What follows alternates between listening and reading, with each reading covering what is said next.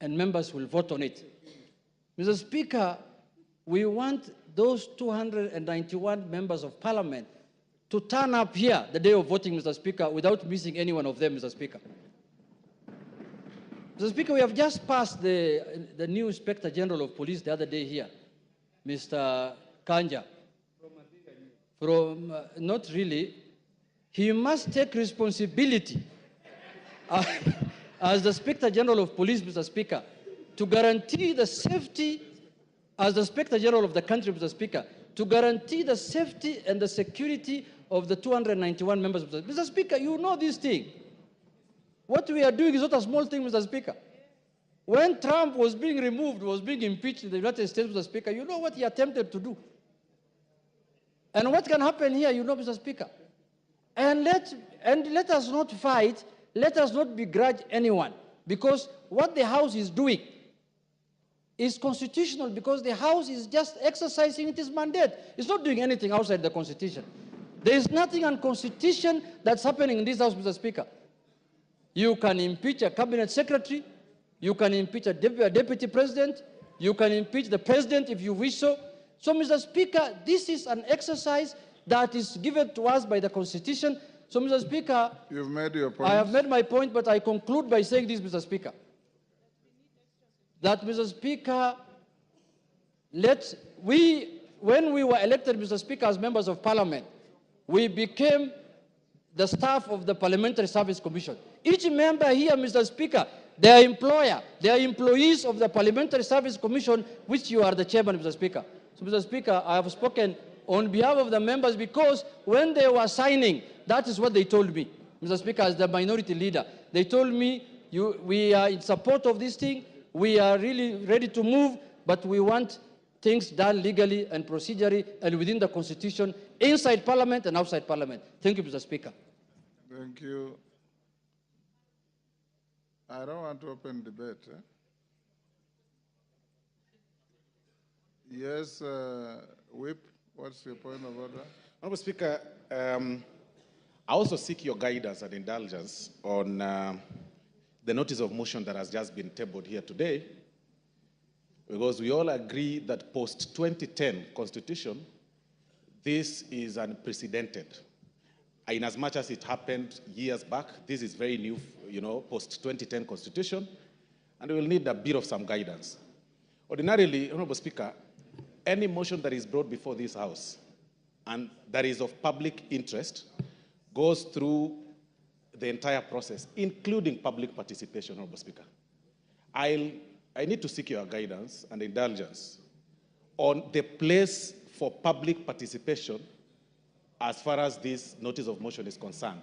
Because looking at the jurisprudence that has been made by the courts and the lower legislative arm, which is the county assemblies, on the impeachment of the governors and deputy governors, Honourable Speaker, you will realize and notice that many impeached governors or their deputies challenge their impeachment based on the process of public participation, Honourable Speaker.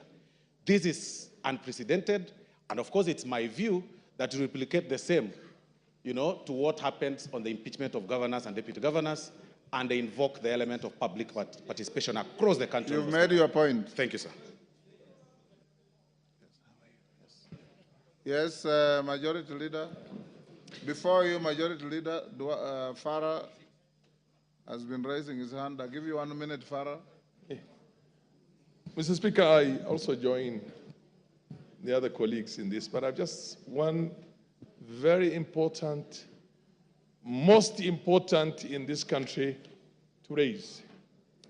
Not only do we have to protect the lives of 291 members of parliament who have appended their signature there, we must also protect the system. The IG must protect our president to the hilt. Because you know the kind of a constitution we have. Any reckless thug can decide to change the course of history if, God forbid, anything were to happen to our president. You get my point? And there are people who we have been so worried lately, I get the feeling that they can even have the capacity to plan something like that. Let us make sure this information goes out our president must be protected to the hilt until this motion is over. Because if, God forbid, anything were to happen, then we have something much bigger to worry about. Thank you. And those guys are... You're the last on that. Thank you, Honorable Speaker. Mine, Honorable Speaker, if you will indulge me, I'll add something on security. But before that is on Standing Order 85, Honorable Speaker. 85-2, which, Honorable Speaker, would beg, even as you guide members, that members listen, that it shall be out of order to anticipate the debate of a motion of which notice has been given by discussion upon a substantive motion or amendment and all that is said in the standing orders, Honorable Speaker. And I say this, Honorable Speaker, because I know we are in an open and transparent society, and many of us will be invited to media stations to discuss this impeachment motion which notice has been given today. Just to caution members that it will be completely out of order to discuss the substance of the motion in media stations before debate, as is contained in our standing orders. So when we're invited to media stations, maybe we be guarded in what we discuss, so that we do not go into the substance of the motion until we are done with debate. After debate, Honorable Speaker, we are all at liberty to discuss, and that includes, Honorable Speaker, both those who have appended the signatures, their signatures, like myself, and the other few who have not appended their signatures, Honorable Speaker. The 58 members who have not appended their signatures. Honorable Speaker, just to add on to what the Honorable Farah and Honorable Junet have said, Honorable Speaker, the security of members of Parliament is paramount.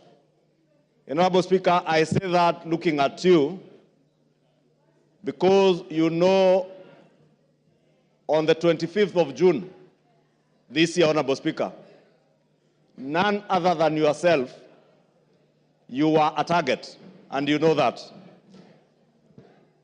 And not a target for harm, but a target for elimination based on the position you hold as Speaker and the ranking order should anything happen to the President or the Deputy President, Honorable Speaker.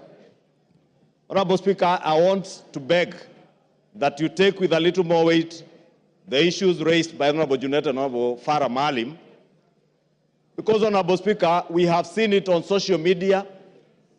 We have been told by certain quarters that before March of 2025, they say bendera itapepea mulingoti nusu.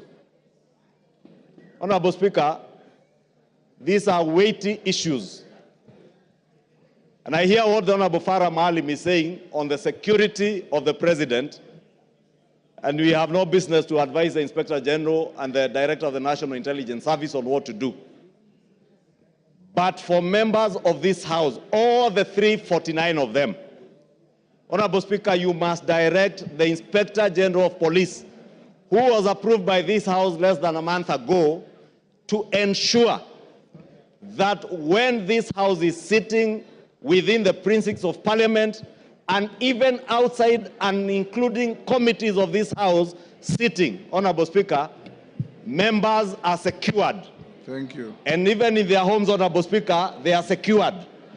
Because, Honorable Speaker, I say this, being privy to the information that I was privy to and you are privy to on the 25th of June, and knowing, Honorable Speaker, that as Honorable Junet has said, we are not dealing with an ordinary matter, we are not dealing with an ordinary man, we are dealing with a black man with a very black heart. Thank you, Honorable Speaker. Order, honorable members. Order. Order, members on their feet. Order, Deputy Speaker. Take your seat. Take your seats, those who are... Honorable members, those points raised, I'll address them later in the day. I want to direct members of the House Business Committee to retreat to room 9 so that we can have House Business Committee to address, among other things, the process of disposing of this motion in shortest time possible so that we don't maintain anxiety unnecessarily. And the issues that you have raised about public participation and others. So after the House Business Committee, the Speaker will come back to the House at about 5 and give you direction on what we shall do from here going forward. So I'll now direct the Deputy Speaker to come and take the seat so that members of the House Business Committee, Juneta and your team, Ichungwa, your team, all troop to room 9 for a meeting immediately. I've closed that chapter, Mshomba. You didn't raise your hand when I was giving people. Yes. That chapter is closed. I'm sorry I didn't see you. Yes. Pardon?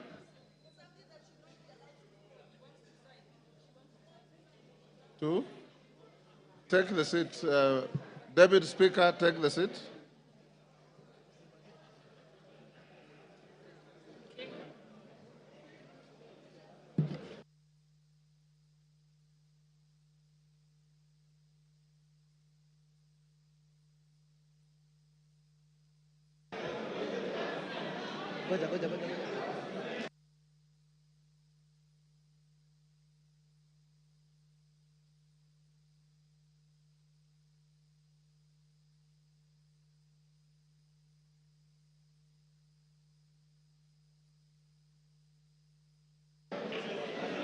Next order.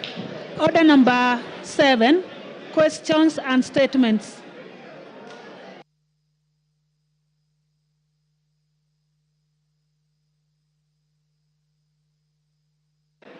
Honorable members, order.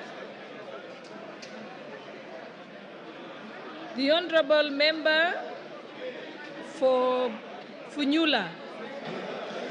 You have a statement, Honorable Member for Funyula. Honorable Thank you, Honorable Speaker.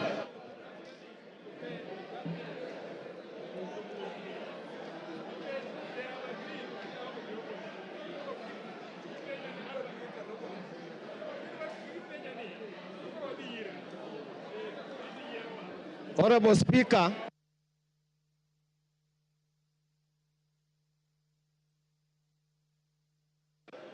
order, honorable members.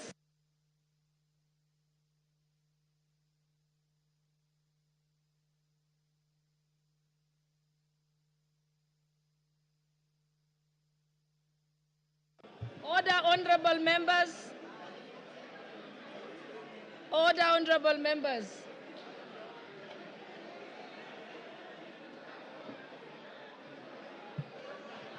Order, honorable members.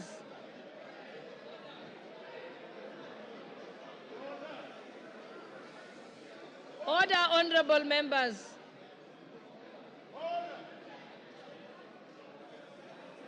Order, honorable members. Okay, I think we can proceed. Honorable member for Funyula, why don't let's allow Dr. Pukose to make his statement, then you go next. Honorable Pukose, Chairperson of the Health Committee. Honorable members, please. thank you, Madam Speaker. Thank you, Madam Speaker. I wish to make a statement on the shift from NHIF to SHIF rollout of the universal health coverage.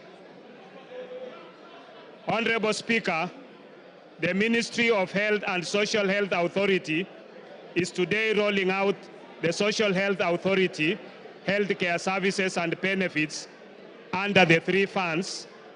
That is the Primary Healthcare Fund, Social Health Insurance Fund, and the Emergency Chronic and Critical Illness Fund established under the Social Health Insurance Act number 16 of 2023 that was enacted by this House almost a year ago. This act is being operationalized by the government.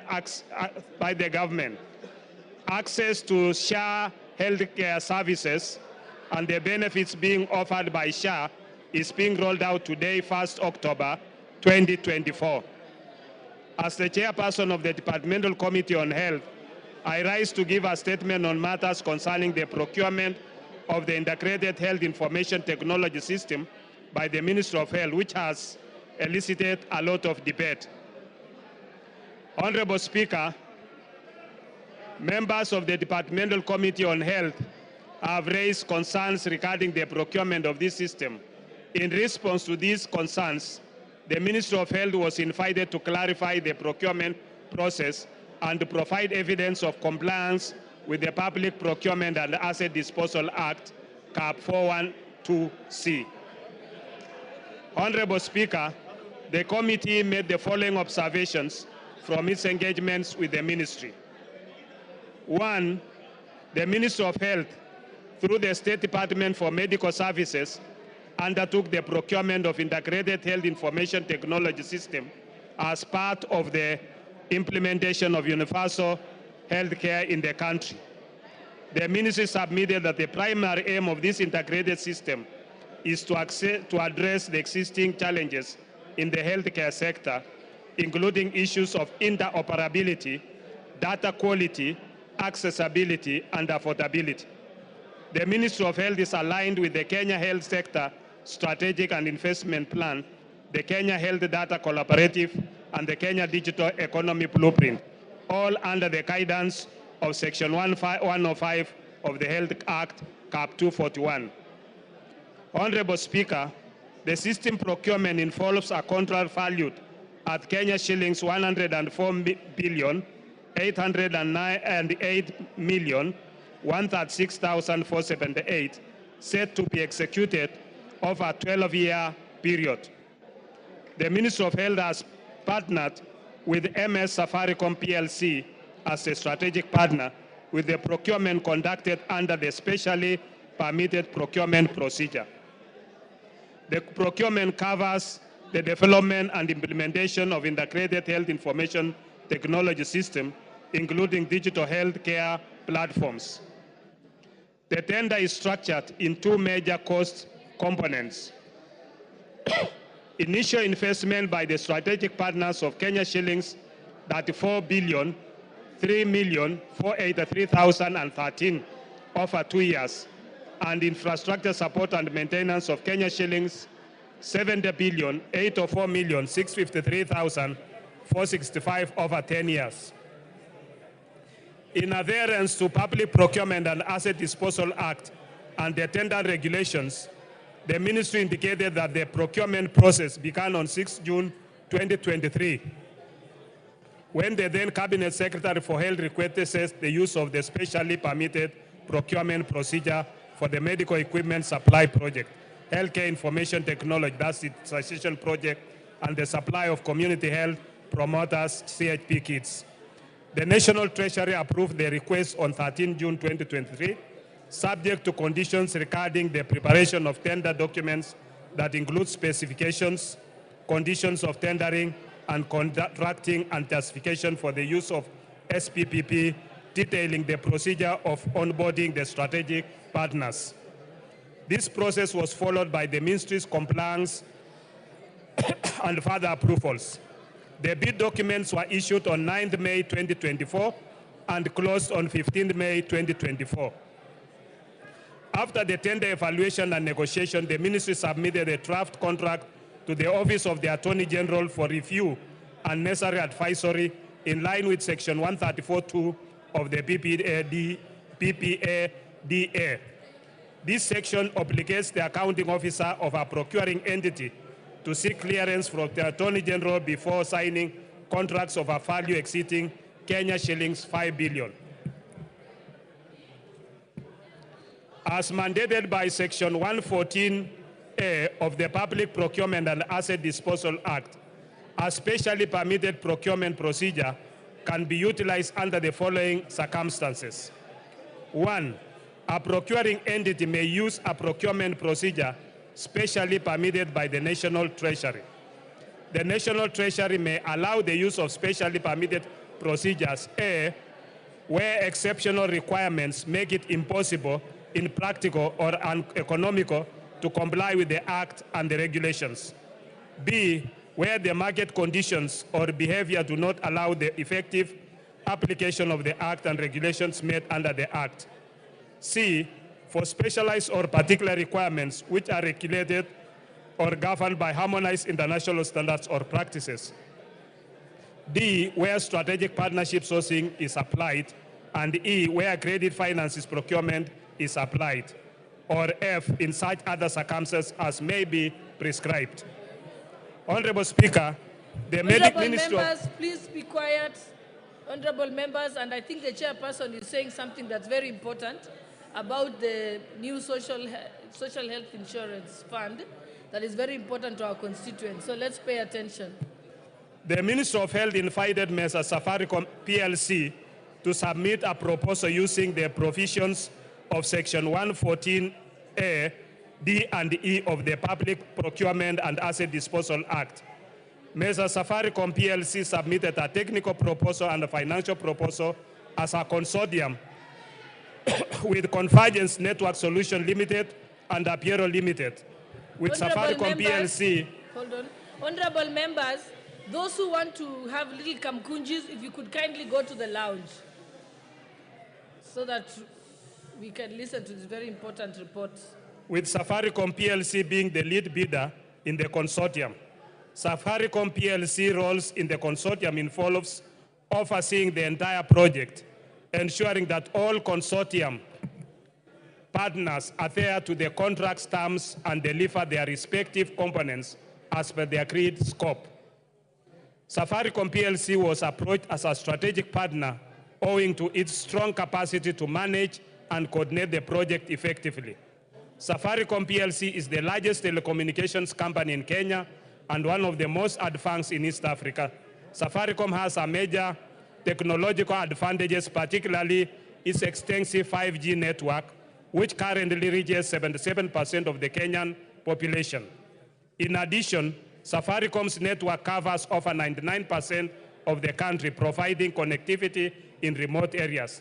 These factors made Safaricom the most suitable partner for a large-scale project that requires robust and reliable digital infrastructure. Honorable Speaker, Convergence Network Solutions Limited, founded in Canada, is a leading digital transformation IT company with its headquarters in Nairobi. It established operations in Kenya in 2014 when it was incorporated on 2nd April 2014. From its profile, Convergence Network Solutions Limited has a presence across East Africa in 7 countries, including Rwanda, Zambia, and Uganda. Convergence Network Solutions Limited specializes in cyber recovery solutions, identity security management, analytics, and data modeling, IoT, enterprise system integration, integrated physical security, and enterprise collaboration and customer engagement. Apiero Limited, on the other hand, is a private company limited by shares and which has incorporated in Abu Dhabi global market on 11 July 2023, with its business activities being computer programming activities, treasury financial systems and applications development, call centers activities, regulation of the activities of providing healthcare, education, cultural services, and other social services, excluding social security, market research, and public opinion polling, computer consultancy, and computer facilities management activities, data processing, hosting, and related activities.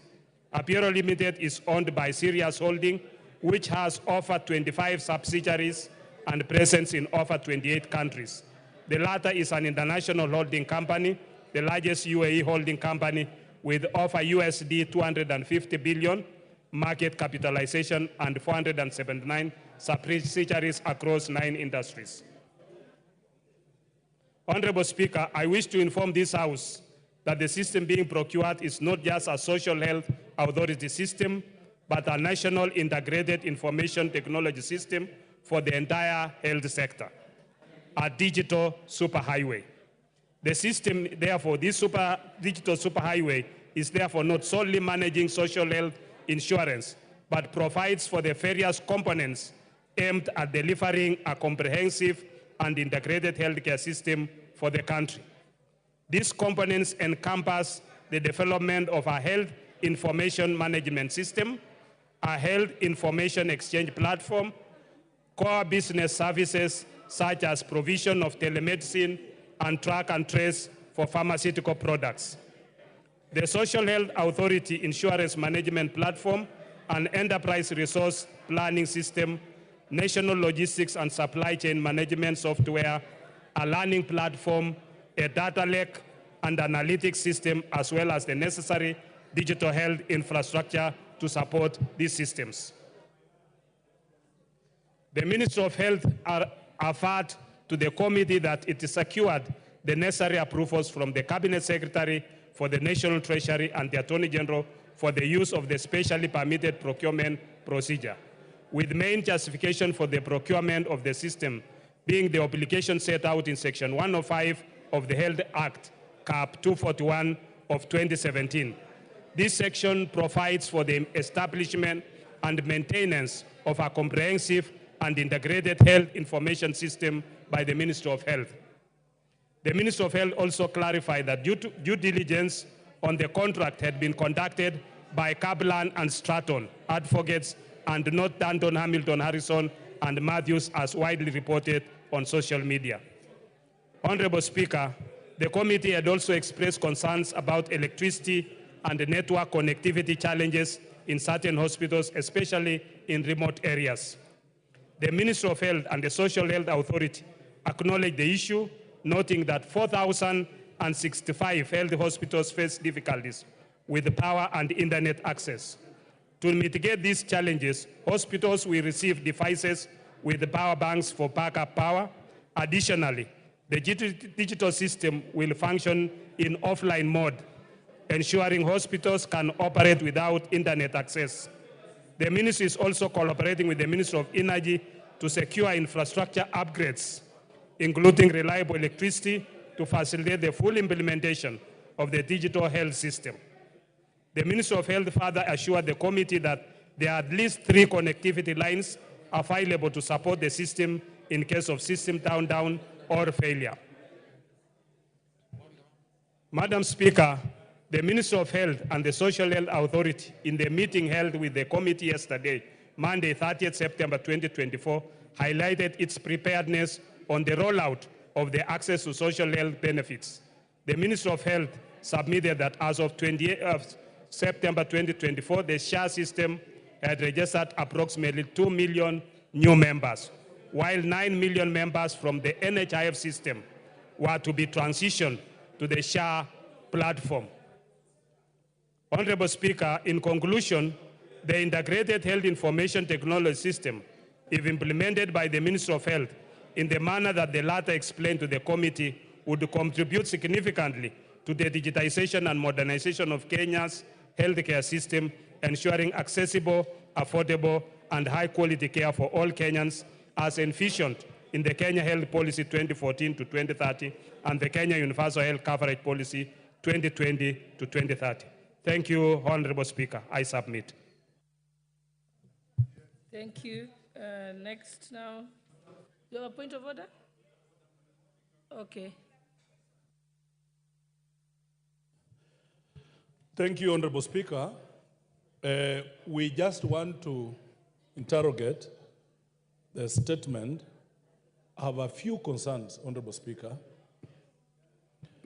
One, I think as a National Assembly, we should sit back and understand what is going on. I'm seated with some members of that committee, Madam Speaker, and they are expressing dissatisfaction on what's going on. Madam Speaker, few fundamental issues about such a thing. I don't understand how such a program can go on without public participation. This is a house of rules. We enact laws. We are supposed to follow the laws. 2, Madam Speaker,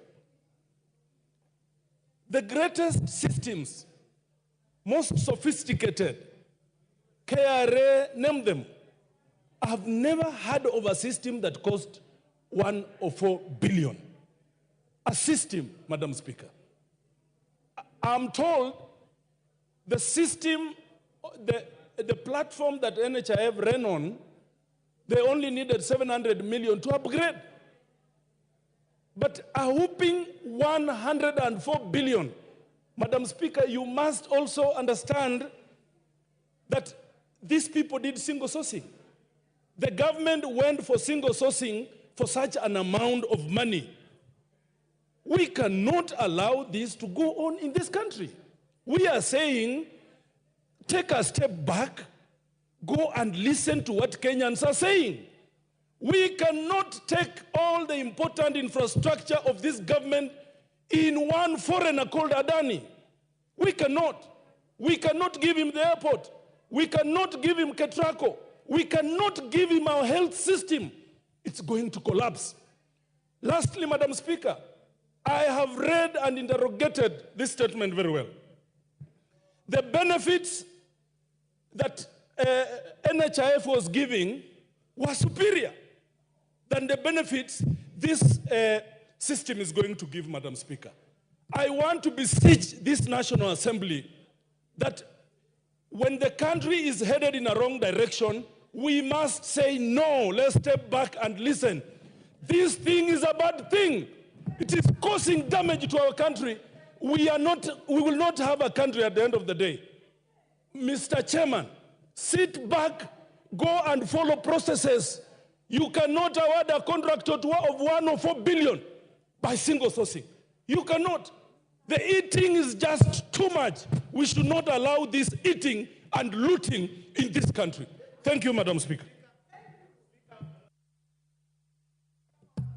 Yes, Honorable Justice Kemei. Thank you, Madam Speaker. Make it brief so that the chairperson will be able to respond. I'll be very brief, Madam Speaker. And mine is not related to the statement that has been given by the chairman of the Health Committee. But, Madam Speaker, I thought I'm only letting you, I'm entertaining any comments on what the chairperson has said. What do you want to talk about? Sorry, Chair. I had sought a statement from the chairman of the Health Committee on the 15th of August this year on the state of smallpox in this country, mpox, sorry. Okay, I think there's no relevance to what we are discussing now, so you'll have to ask that at another time. Okay. Yes, Honorable Member for Funyula, then I'll come to you, Beatrice Elachi. Honorable Speaker, I'll make it very brief. Honorable Speaker, I'm shocked beyond belief.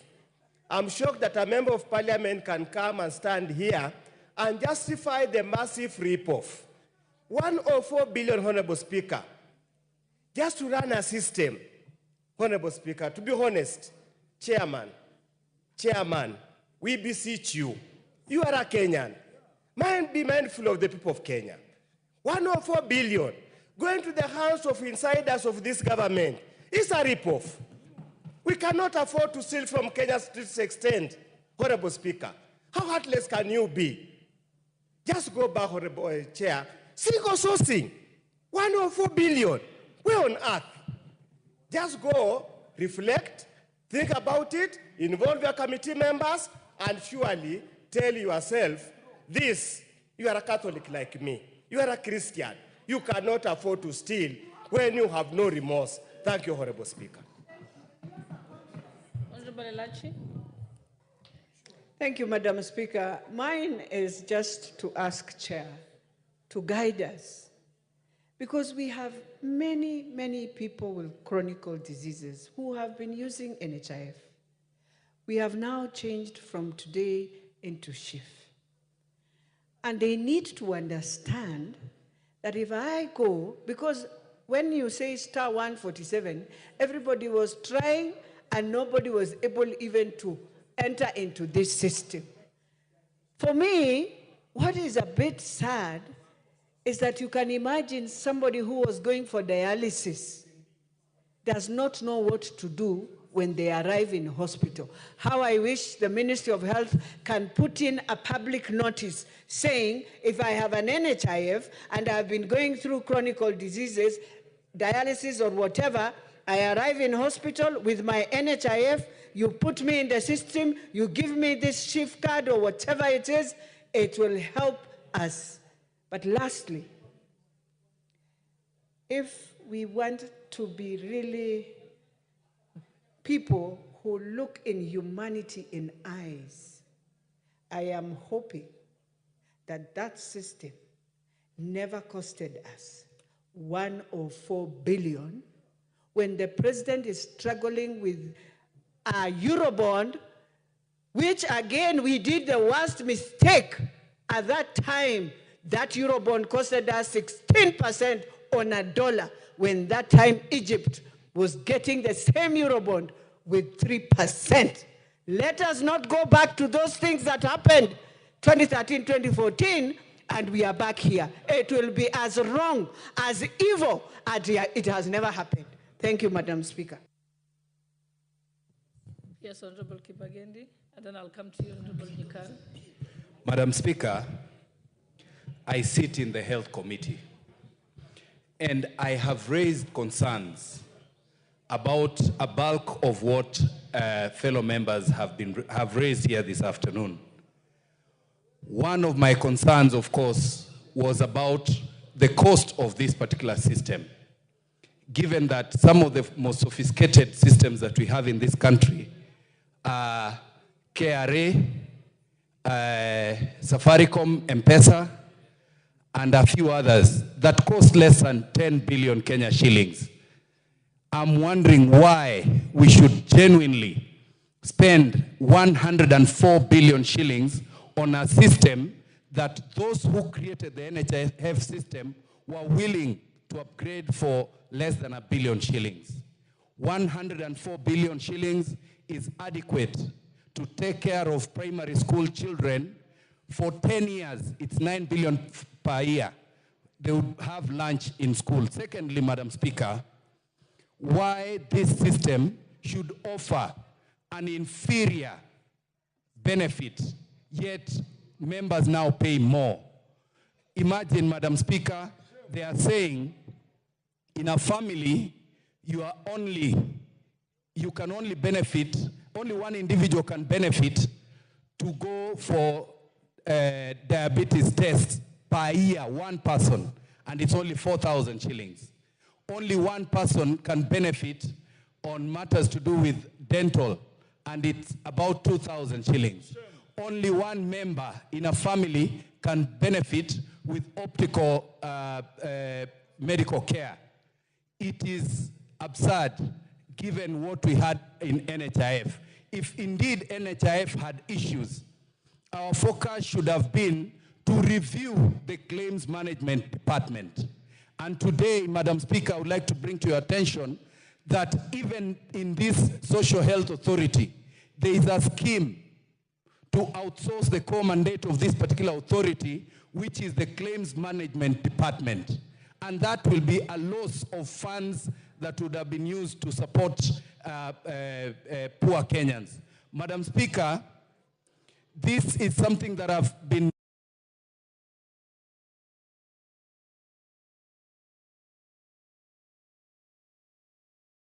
to request that through our committee, we step back and look at I've forgotten to mention, in our committee, we requested the ministry to produce even one photo of a public participation event. They could not produce even one. There was no public participation anywhere in this country. So, Madam Speaker, I would request as a member of that particular committee, and there is a lot that we can talk about. We step back and review this and even the cost. I forgot to mention also that the companies that benefited from this particular contract have never developed any kind of this system anywhere in the world. One of them was just registered the other day in July. So you can imagine the haste in which those who intend to benefit from this heard. Thank you, Madam Speaker. I think we just have one more voice, and then we can end this, and I'll allow the...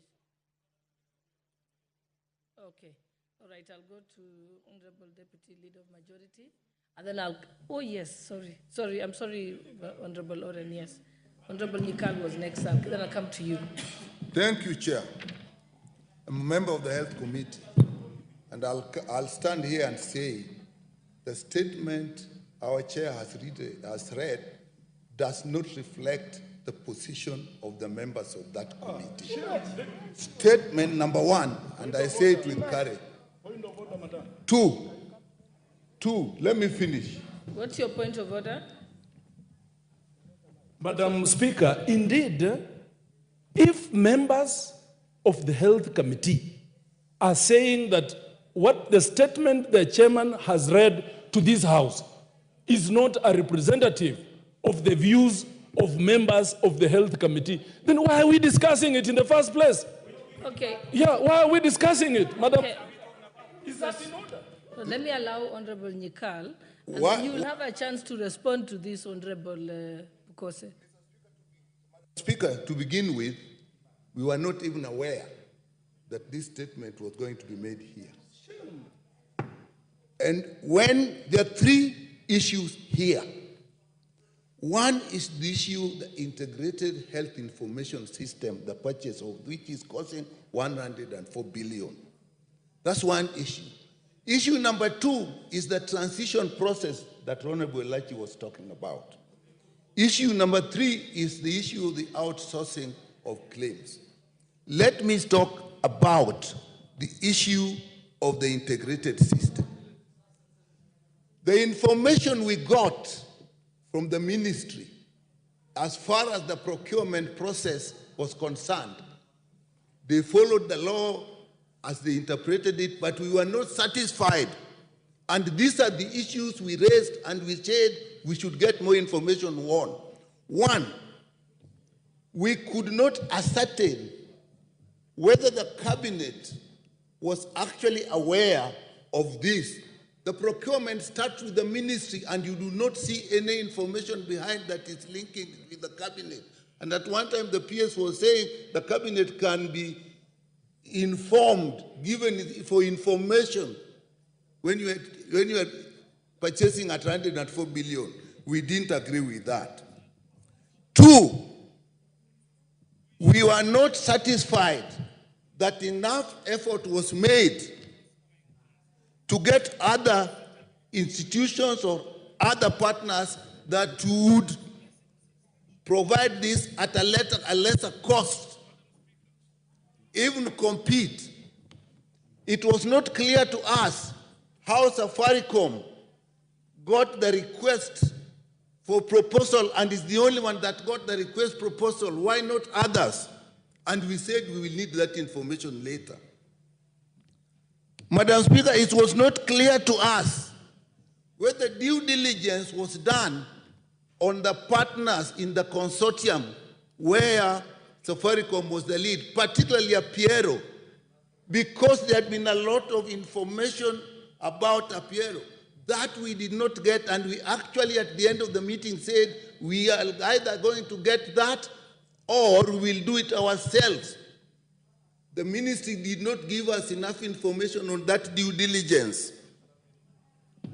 Madam Speaker, it was not clear to us how this money is going to be paid. When we asked the PS said it is the users. And Madam Speaker, this system is huge. It will even involve the private health institutions. It will even involve the regulatory authorities all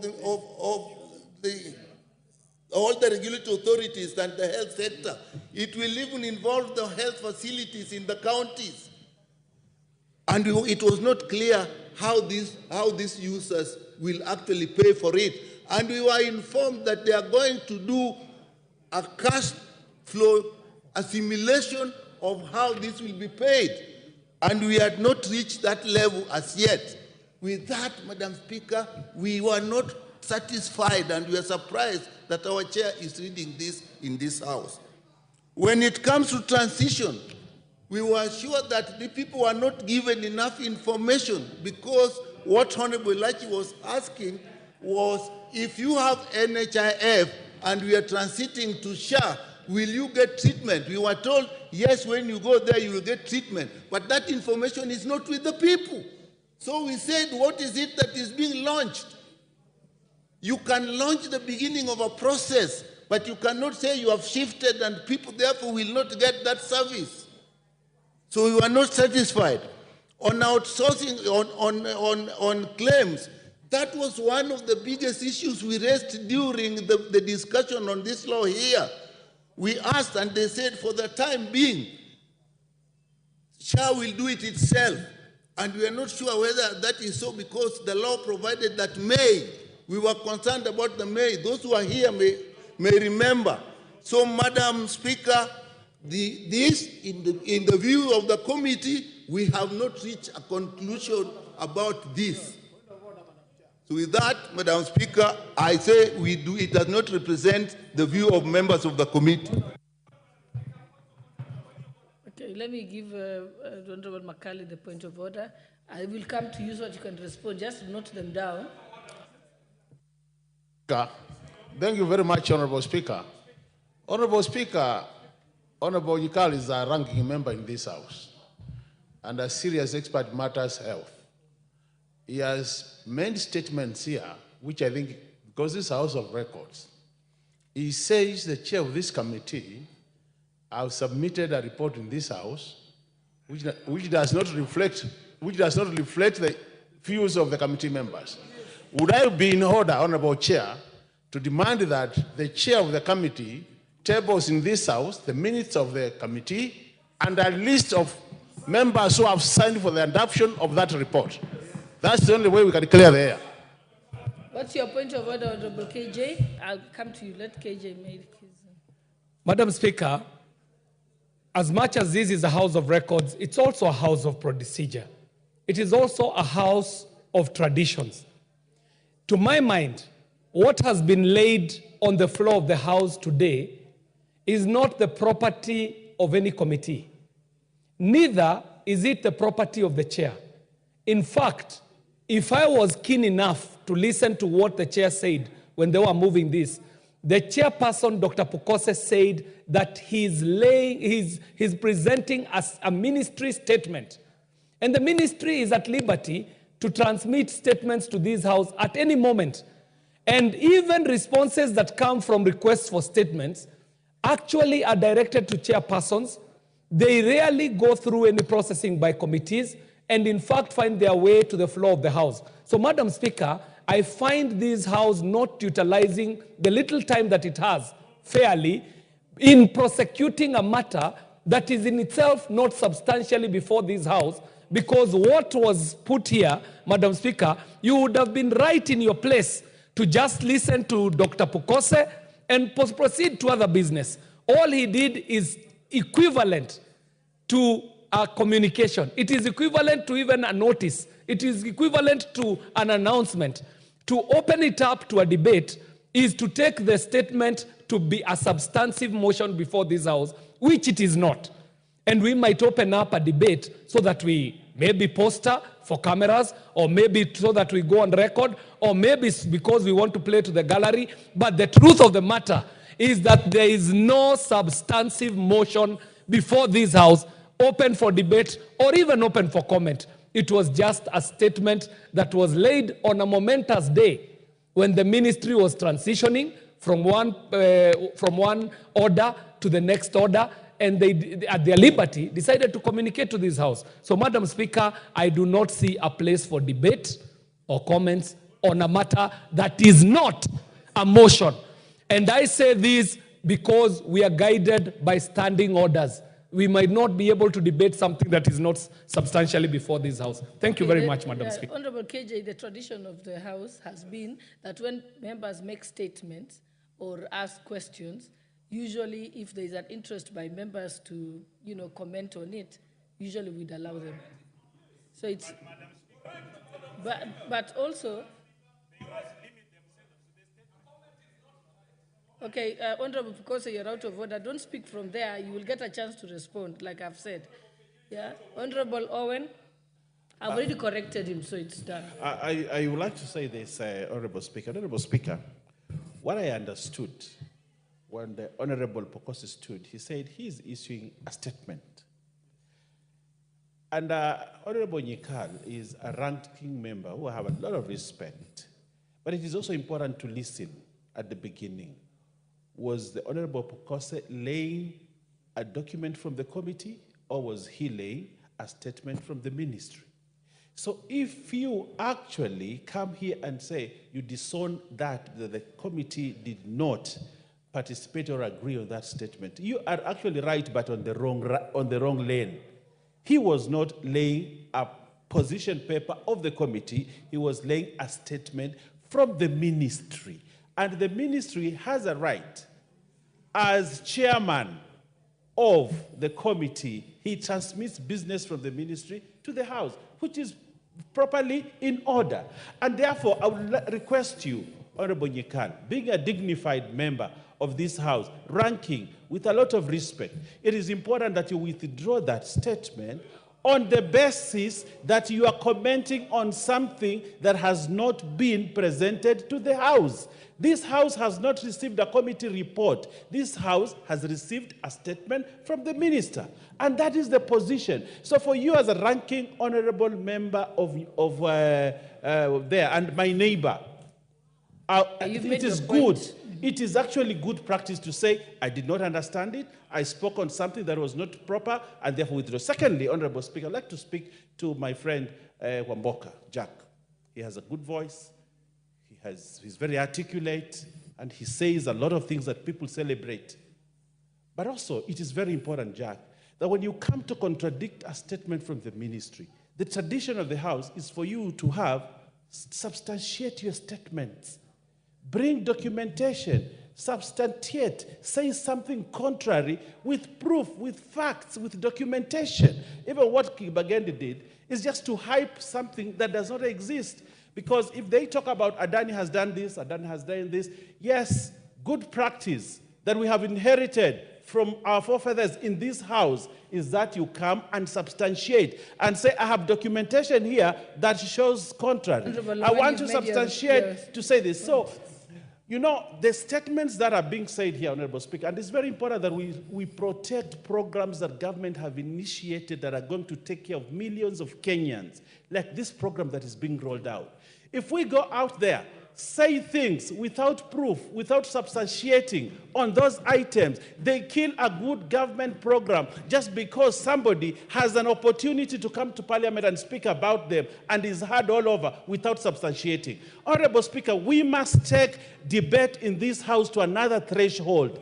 The things that you come here and because you have a loud voice, you can say whatever you want to say and it carries the day. Honorable Speaker, if I were you sitting on that seat, I would have told them to withdraw those statements because they are not good for this country, they are not substantiated, and they are not statements of fact. They are not statements of facts, and Honorable Speaker, what they did was wrong. I applaud Honorable Pokose because he stands for what is true. I thank you, Honorable. Yeah. Let me allow Honorable Pokose to respond. What's your point of order, Modi Karoli? Madam Speaker, understanding order number 1, I think Honorable Owen Baya is completely out of order to try and undermine the authority of this House and the discretionary power that the Speaker has to allow any kind of debate to be admitted on the floor of this House, especially on a matter that is as important as this. And I hope you are not going to close it after the response of the chairman, because we have views. We don't sit in the committee. We have our views to present on the floor of the House. And we didn't ask them to come and make the statement. They made it. They've walked into our territory. We must have the opportunity now to speak. And I hope it will not be closed at that. Thank you, Madam Speaker. I think honorable members, let's allow Honorable Pokose to confirm so that he can clarify whether it's a ministry report or a committee report. And I think the members from the committee, I think if Honorable Pokose has admitted that it's a ministry report, then yes, it is true that it was not, didn't come through your committee. But let's allow him to respond so he can clarify those issues. And yes, this particular topic is very important to Kenyans. Madam Speaker, this is a statement. We are in order number 7, which is statement. And Honorable Speaker, you allowed me to make a statement on behalf of the ministry on the rollout from NHIF to SHIF. That is on the rollout of the universal health coverage, which is happening today. That was the basis in which I was given this position to make that statement. Unfortunately, my colleagues are assuming this is a committee report. No, it is not a committee report. This is a statement. I think that should be very distinguished. Secondly, Madam Speaker, the points which have been raised by my colleagues, Honorable Nyekal and the other members, are not in relevance to my statement. None of them has disputed any of what I've raised in this statement. They have actually gone ahead to make their own points based on what they know. And I think that is very wrong. It is based on hearsay. And Madam Speaker, when I brought this statement, the aim of this statement is to reassure Kenyans that today we are rolling out, we are moving from NHIF to SHIF. And when we are moving from NHIF to SHIF, people are worried outside there. Are we going to access our health services? That is the point. And in this report, I said 9 million of the people who are in NHIF are going to be moved to SHIF today or moving forward. It is not a one-off event. This is a transition. Today is the start, and it is moving. They have already registered about 2 million people into the SHIF system. Among the SHIF, people are talking of system. What is here is a digital superhighway. SHIF is just a small, the ERP for SHIF is just a small component of it. The rest is a huge component. And members, my committee members, Honorable Kibagendi, Honorable Nyekal, they are aware. And this is not, unfortunately, I listened to you. I didn't dispute what you are saying, but you are talking from an ignorant point.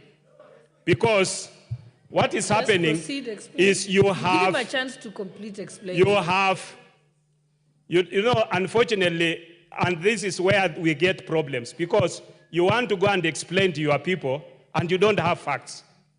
In this digital superhighway, it is connected to the national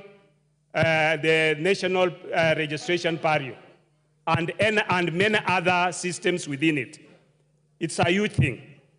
It has two components. When we now go into the digital superhighway, it has two components. And this is not this is a digital health authority system. It's a Ministry of Health system. So what happens is you have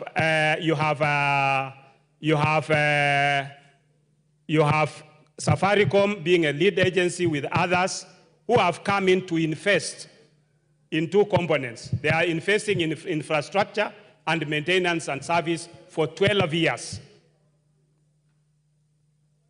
Okay? And the procurement method, as I read it here, which they used, is the specially permitted procurement procedure. That is as per the ministry. Yeah? And they presented their documents, which I said, I didn't read that part, but they went to the Attorney General has commented, the National Treasury has commented about it, and they've given them a go-ahead. We are not stopping anything that is happening there.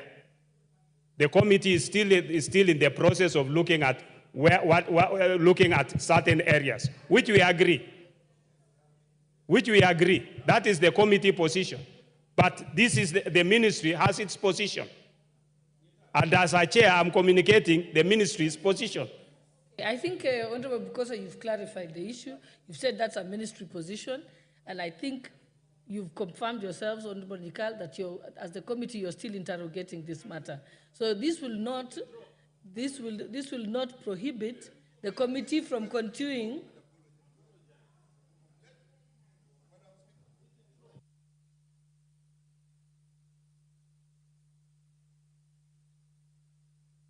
Yes, if a statement is being made, give me.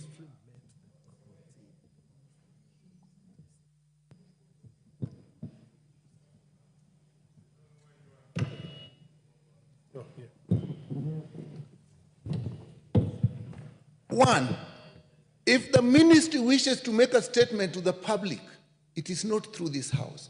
If the ministry is making a statement, it does not make reference to the discussions that has become before the committee. Once the ministry brings out the issues that they brought and discussed before the committee, it therefore becomes our discussion as well. So all the things were said. We met with the committee. We did this to the committee. You are therefore bringing the committee into what the ministry is saying, and we have not completed, giving the impression that what the committee is saying, what the ministry is saying, the committee has agreed to it. So on that, there is nothing to withdraw and to apologize about. Okay, Honorable Nyikal, I think it's understanding Order 44B.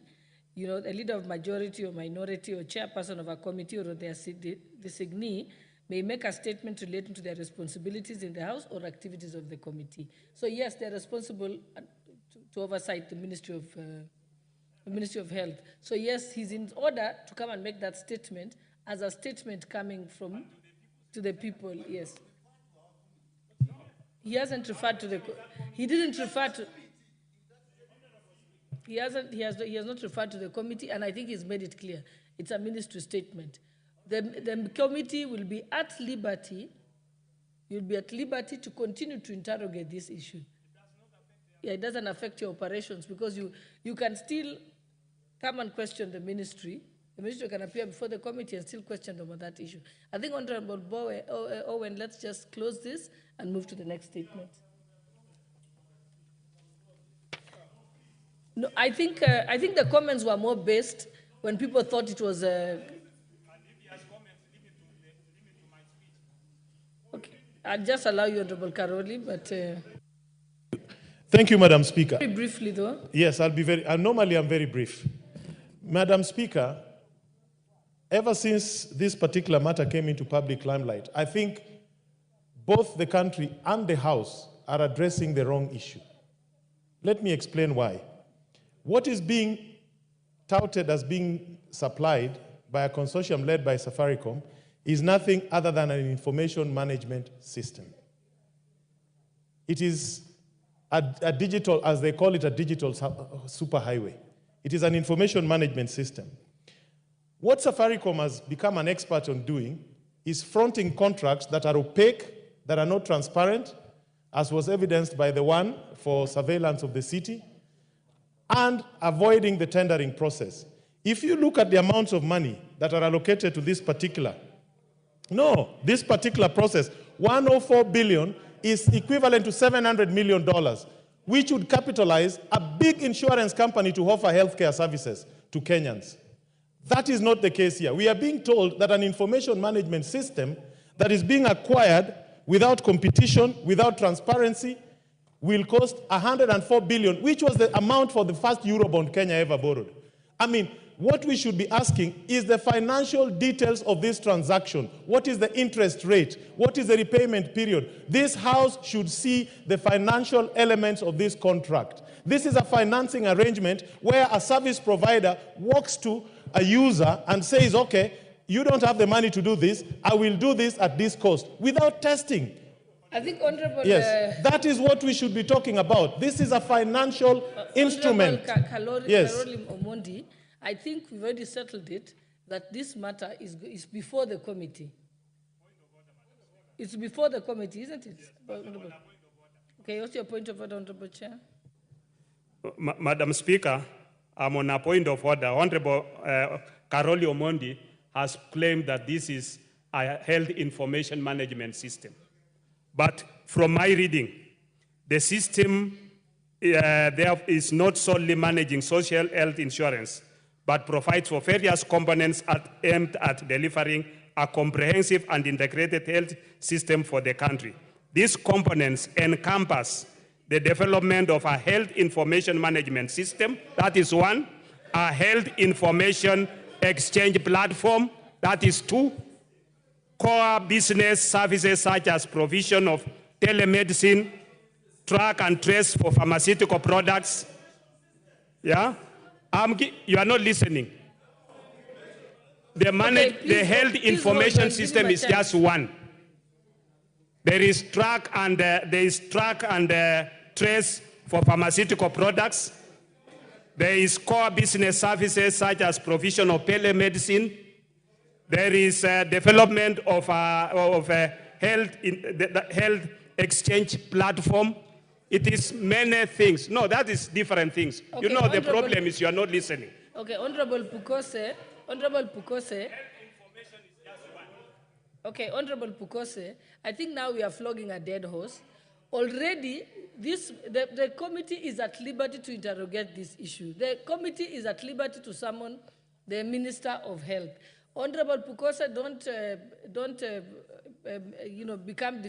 defend the ministry position. There's no, and I'm saying you've read it. Let the committee will work on it. And obviously, it's obvious that members have questions. You'll deal with it at the committee level. We are not going to be able to deal with it here on the floor of the House. So let us end this debate, Honorable Owen. Yes, Honorable Owen. I want to say this. You know, Honorable Karoli Omondi is a bright lawyer, and he understands what he's saying. And I also want to know more about these things that he's talking about. I also want to know more, Honorable Karoli. But you see, you're using the wrong path. Why don't we summon PPRA, the Public Procurement Regulatory Authority, to come and explain how they allowed that to happen? I also want to know how 104 billion would be used on this. But then, do you want to ask that to Honorable Pukose? There are people in this country that have been given a job to do that. I also want that Minister for Finance should come here and PPRA to come and explain to us how amount almost the value of a Eurobond would be used on one system. I want to know that. But then, do not attack Honorable Pukose on... Your point, Honorable Owen. You've made your point. Okay, let us proceed to the next order of business. I think we have another statement from the Honorable Member for Funyula, Honorable Ounda. Thank you, Honorable Speaker. This is a request for statement. Honorable Speaker, pursuant to the provision of Standing Order 44.2c, I rise to request a statement from the chairperson of the Departmental Committee on Administration and Internal Security regarding the welfare of prison officers. Honorable Speaker, various reports, including the Masden Madoka Committee report of 2008. The Honorable Member has just crossed the floor. Please go back. Proceed, Honorable Ounda. Honorable Speaker, various reports, including the Masden Madoka Committee report of 2008, the Maraga Task Force report of 2023, and other Ministry of Interior and National Administration reviews, have repeatedly identified and documented the challenges facing the Kenya prison services.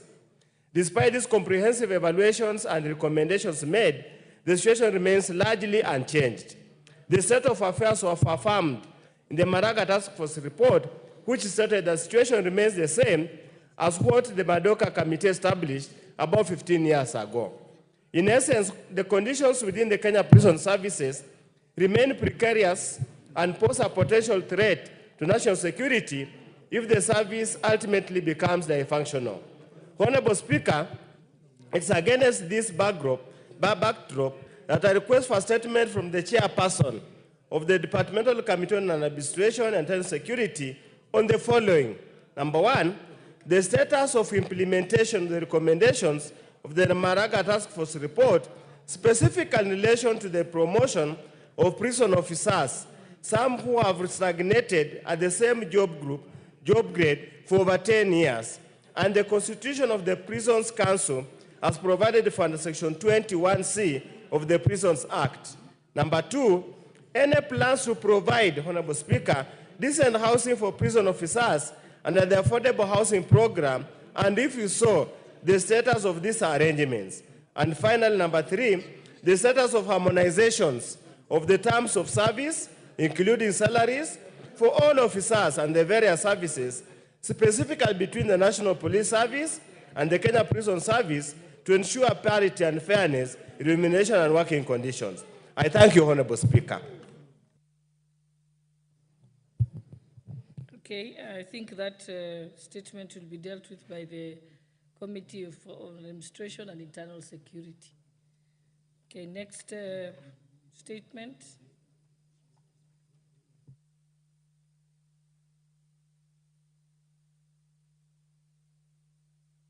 Is there anybody from that committee, Administration and Internal Security?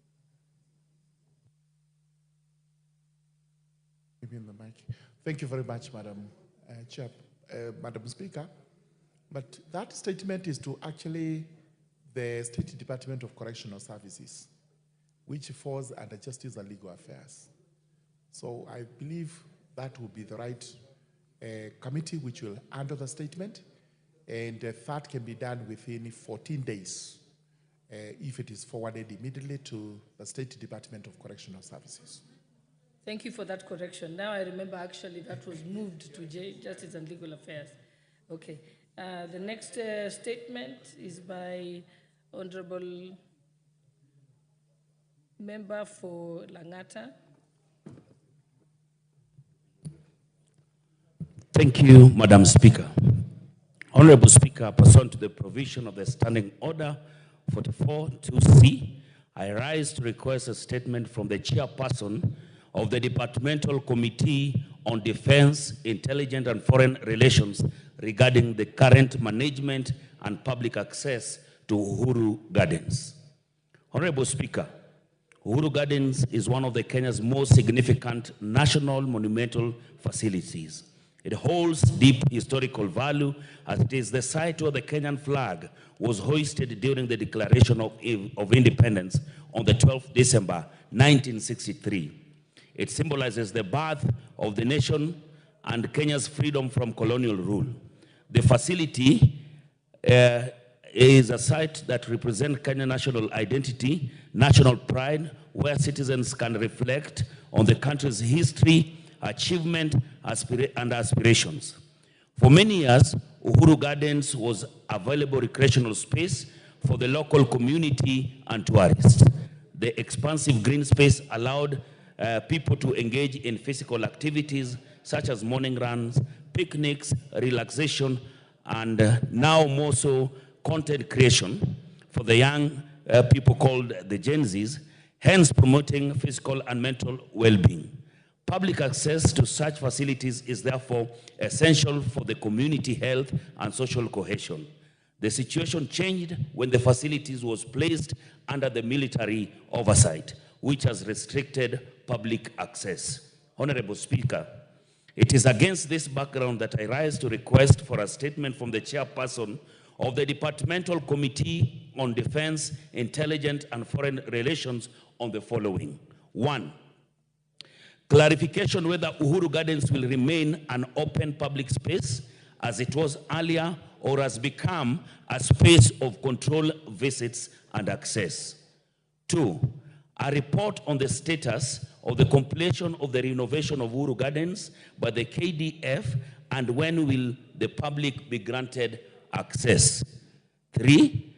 The reasons for permission of certain activities such as marathons, music concerts at Uhuru Gardens while the general public is denied access. 4. Plans in place to ensure that Uhuru Gardens is listed under the e-citizen platform, specifically the 222 portal, to allow citizens to make payments or bookings for the public access and events, thus ensuring accountability and transparency. I thank you, Madam Honorable Speaker. Thank you. That particular statement will be marked to the Committee on Defense, Intelligence and Foreign Relations. Is there any member of that committee here? Okay, the Deputy Majority Leader, you'll ensure that that is acted on. And you can tell them they have 2 weeks to respond. Next is a statement by the Honorable Fatuma Zainabu, member for Migori. Thank you, Madam Speaker.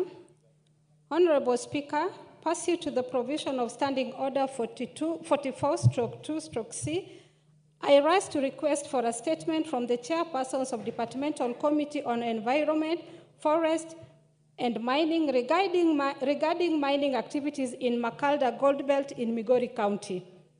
Honorable Speaker, the Makalda Gold Belt in Migori County is known for its riches in precious minerals such as gold and copper. The minerals are precious national resources that ought to be extracted for the benefit of the nation, the local communities, and the future generation as envisaged under Article 69 of the Constitution. It is of great concern that mining activities in Makalda seems uncoordinated, hence violating the rights of the residents to the benefit from the minerals. Additionally, in September 2023, the Cabinet Secretary for Environment, Climate Change and Forestry gazetted 6,165 acres of land in Makalda area as forest land, despite the land being ancestral home to over 20,000 households that have lived on and practiced artisanal mining on the land for many years. The gazettement of the land without public participation threatens the permanently disinherit residents of their ancestral land and disconnect them from lifelong benefits expected to accrue from the minerals in the region. This has caused spate of violence conflicts among artisanal miners and small mining companies and foreign mining companies as locals seek to preserve their right to land and the benefit from the mineral resources. Honorable Speaker, it is against this background that I seek a statement from the chairperson of the Departmental Committee on Environment, Forest, and Mining on the following. 1.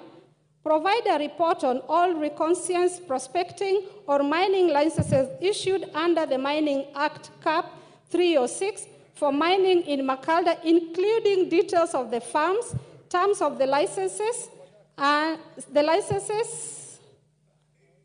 the minerals in respect of each license, and the status of mining activities for each mineral. 2.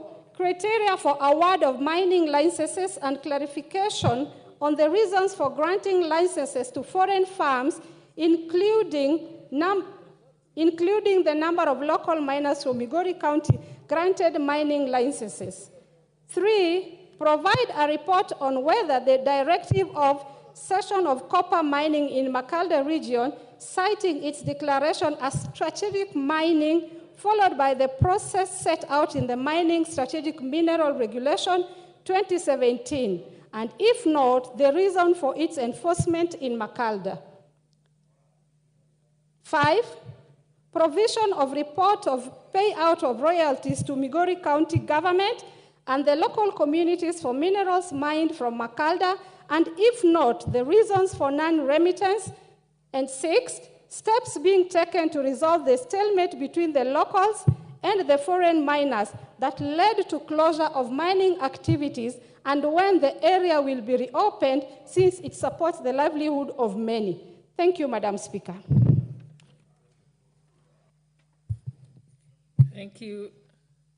Yes, Honorable Member, I can't quite see you. Where Makalda sits. Thank you, Honorable Speaker. I just wanted to support statement by my women leader from Migori County, and I want let it be known in the House that we have a petition with the Departmental Committee on Environment on the settlement of that land, where the Minister for Environment refused totally to appear before the committee. And listening to our women leader, you'll realize the statement is capturing both environment and mining. And majorly mining, she has clarified that there are a lot of issues to be done to assist the community also to benefit from the minerals. So I would request, Madam Chair, for us to help our people, we need to make the Minister for Environment to honor the summons from the committees. And again, I would request that we extend the petition or the statement so that we get some clarity from the Ministry of Mining for the benefit of our people. I thank you, Madam Speaker.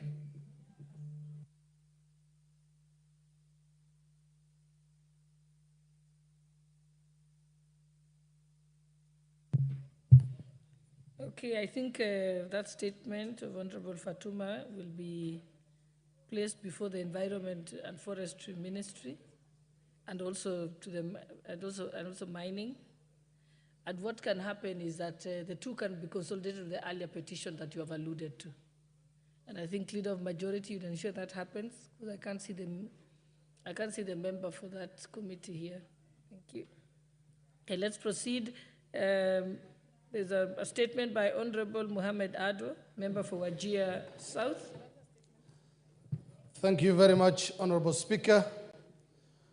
Pursuant to the provisions of Standing Order 44-2C, I rise to request for a statement from the chairperson of the Departmental Committee on Justice and Legal Affairs regarding the status of delimitation of electoral units.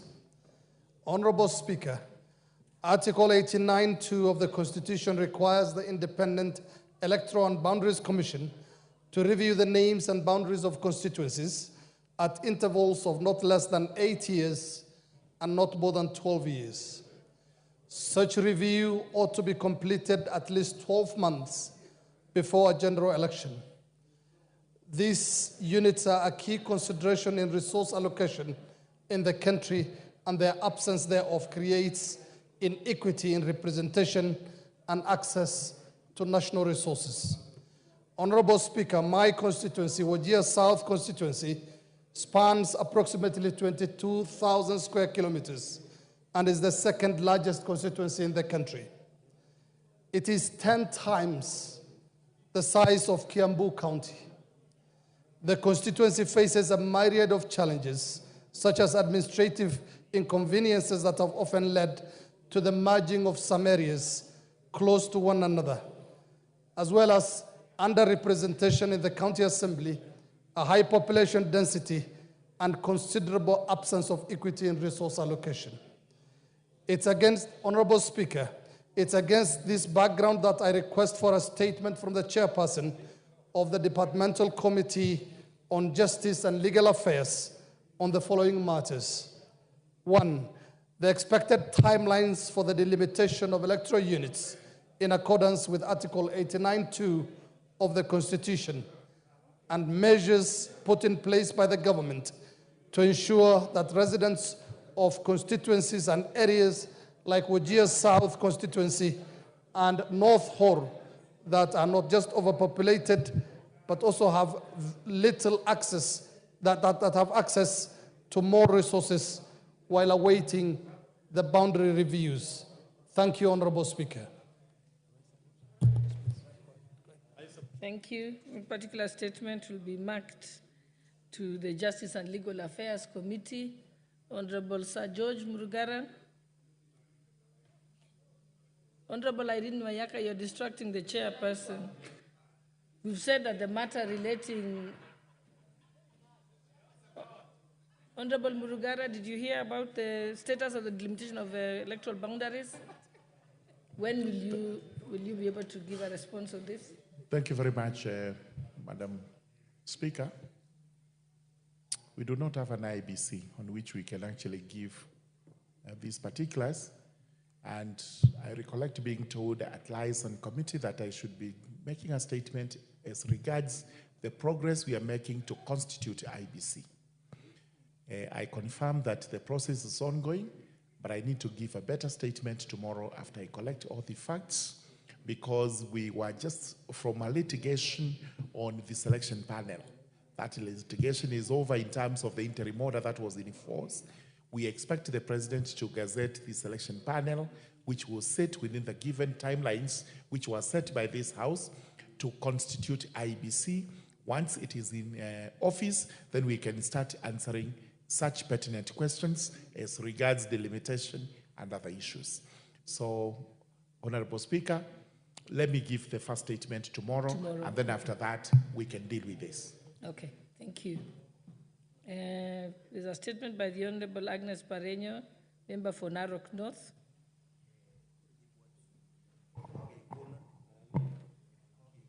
Thank you, Madam Speaker. Honorable Speaker, pursuant to the provision of Standing Orders 44-2C, I rise to request for a statement from the chairperson of the Departmental Committee on Trade, Industry and Cooperative regarding the sale of Ufundi Cooperative Plaza by Ufundi Sacco.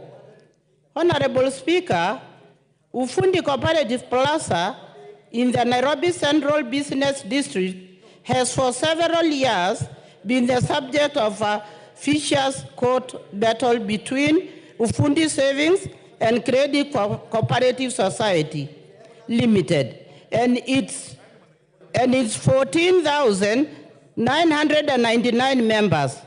In 2022, a 3-judge bench ordered that the land and the plaza, which are co-owned by the SACCO and the investing members, should be sold and proceeds be shared after clearing debts owed to Cooperative Bank of Kenya. The proceeds would be shared between the SACCO and investing members at a ratio of 58.88% and 49.12% respectively. Honorable Speaker, the ruling made by the court intended to bring closure to the long-standing dispute and provide a fair resolution for all stakeholders. Despite the clear directives provided by the court, ongoing wrangles between the investing members and the SACCO continue to impede the sale of the Ufundi Cooperative Plaza. Unfortunately, the wrangles have affected constituents of Narok North constituency who are members of the SACCO. Some of the affected constituents include Mr. Peter Kisemba of ID number 1576966 and Mr. Ngoge Kitere of ID number 0094256. The inordinate delay in the sale of the payment of dues has caused anguish and financial distress to the members who are now elderly and some who are now deceased, with their dependents equally suffering. For instance, Mr. Isaac Amaungure of ID number 10242-136 and a constituent of Narok North passed away before he could receive payment of his dues. Honorable Speaker, it is against this background that I request for a statement from the chairperson of the Departmental Committee on Trade, Industry, Cooperatives on the following. Provide a report with clear timelines on the status of implementation of the court order on the sale of Ufundi Cooperative Sacco Society Limited and its land, and the modalities for the settlement of the sale proceeds between the SACCO and its investing members. 2, steps taken by the ministry to ensure compliance by the SACCO in execution of the sale in order to safeguard the interests of investing members. Measures put in place by the ministry for effective governance and regulation of cooperative societies to protect the savings of members and avert disputes like those facing Ufundi Cooperative Society Limited. I thank you, Honorable Speaker.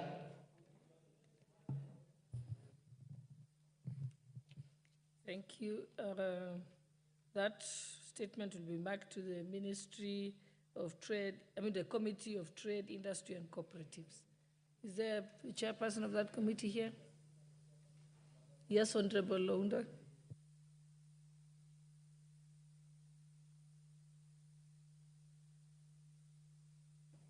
Thank you, Honorable Speaker. The chair and the vice chair are not present in the House at the moment, but I undertake as being a founder member of the committee to bring the statement within 2 weeks. Thank you, Honorable Speaker. Thank you. Okay, next we have the statement by Honorable Kazungu Tungule, member for Ganze. Thank you, Madam Speaker, for this opportunity. I rise to request for a statement regarding the status of elephant invasion in Ganze constituency. Honorable Speaker, pursuant to the provisions of Standing Order 44-2C, I wish to request for a statement from the chairperson of the Departmental Committee on Tourism and Wildlife regarding the increased invasion of elephants in Ganze constituency. Honorable Speaker, the current state of elephant invasion in Ganze has become a matter of great concern, particularly in Mitangani, Ndigiria, Bandari, Murimwandege, and pockets of Bamba and Mahera locations. The elephants have exhausted all water sources utilized by residents for domestic and livestock use. Furthermore, the invasion of the mentioned areas has rendered farming activities impossible, leading to increased dependence on unreliable and erratic relief food supplies.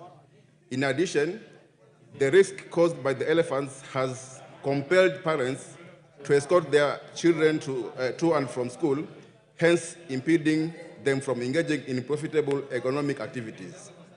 The fear of attacks by elephants is causing schools to commence later and end earlier than scheduled, which negatively affects learning in schools. Honorable Speaker, the matter was reported to Kenyan Wildlife Services officers in Gede, in Malindi, but the response has been lethargic. As a result, for the last 6 months, elephants have been roaming freely in residential and agricultural areas. It is also regrettable that for the last 6 months, the Ministry of Tourism and Wildlife has done little on rounding up the herds of elephants from the residential areas. Honorable Speaker, it is against this backdrop that I seek a statement from the chairperson of the Departmental Committee on Tourism and Wildlife on the following. 1, provide a report on the measures that the ministry is taking to ensure that the herds of elephants are returned back to the Tsavo East or other designated conservation areas, and challenges that KWS is facing in such situations. 2, policies that the government is implementing to cushion the affected locals from hunger caused by the destruction of crops by the marauding elephants. And 3, steps taken to compensate farmers whose farms have been destroyed and families who have lost their kin, including timelines for compensation. I thank you, Honorable Speaker.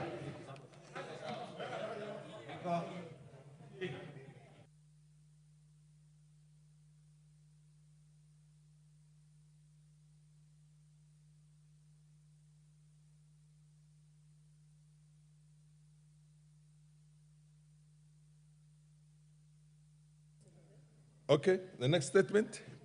Which one is the next statement?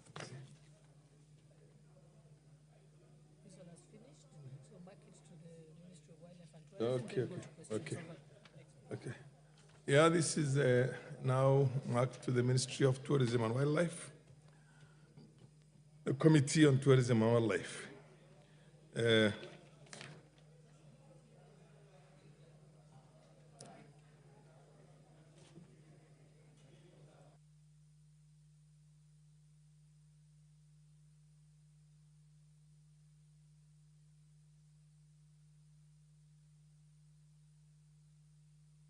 Okay.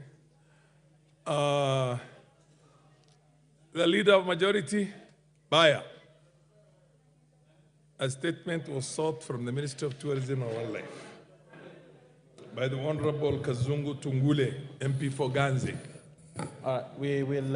when can you give an undertaking on exactly when that statement is going to be ready in the House? Give us 2 weeks, Honorable Speaker. In 2 weeks from today? Yes. 2 weeks. So on a Tuesday, 2 weeks from today? Correct. Okay. Honorable member, you have had it. Yeah.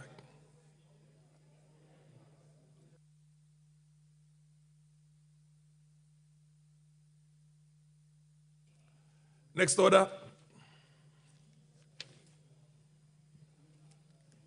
Order number 8, the Technopolis Bill, National Assembly Bill number 6 of 2024, second reading, question to be put.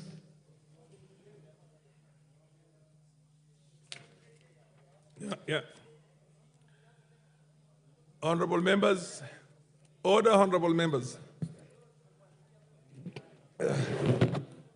Honorable members, I now put the question that the Technopolis Bill, National Assembly Bill number 6 of 2024. As many of that opinion say aye. As many as the contrary opinion say no. The ayes have it. Next order. A bill for an act of parliament to establish the Technopolis Development Authority to provide a framework for the development and management of the Technopolises and for connected purposes.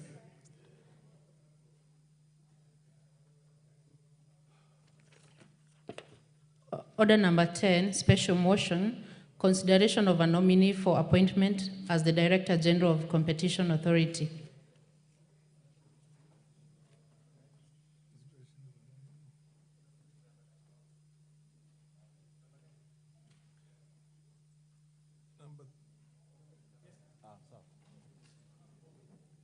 Honorable Speaker, the Chair of Finance will do the moving for this. And where is he? He's around. Oh yes, proceed. The Chair of Finance Committee, proceed please. Honorable Speaker, I rise to move that taking into consideration the findings of the Joint Committee on the National Assembly Departmental Committee on Finance and National Planning and that of the Senate Standing Committee on Finance and Budget in its report on the vetting of a nominee for appointment as a Director General of the Competition Authority laid on the table of the House on Thursday, the 26th of December 2024, and pursuant to Section 12(1) of the Competition Authority of the Competition Act, Cap 504, and Section 3 and 8 of the Public Appointments Parliamentary Approval Act of 2011, that this House approves the appointment of one Mr. David Kibet Kimei as the Director General of the Competition of Kenya. Honorable Speaker, the Competition Authority of Kenya is a regulatory body responsible for enforcing competition law in Kenya. It aims to promote fair competition, prevent anti-competitive practices, and protect consumer welfare. The Competition Authority of Kenya plays a critical and crucial role in fostering a competitive market environment, which is essential, Honorable Speaker, for economic growth and innovation in Kenya. Honorable Speaker, the Office of the Director General of the Competition Authority is established under Section 12(1) of the Competition Act, Cap 504, in the following terms. Director General, 1, that there shall be a Director General of the Authority who shall be appointed by the authority and approved by Parliament from persons having knowledge and experience in competition matters. Honorable Speaker, Section 12(1) of the Competition Act also provides for the qualification for a person to be appointed as a Director General of the Competition Authority as having, most importantly, having knowledge and experience in competition matters.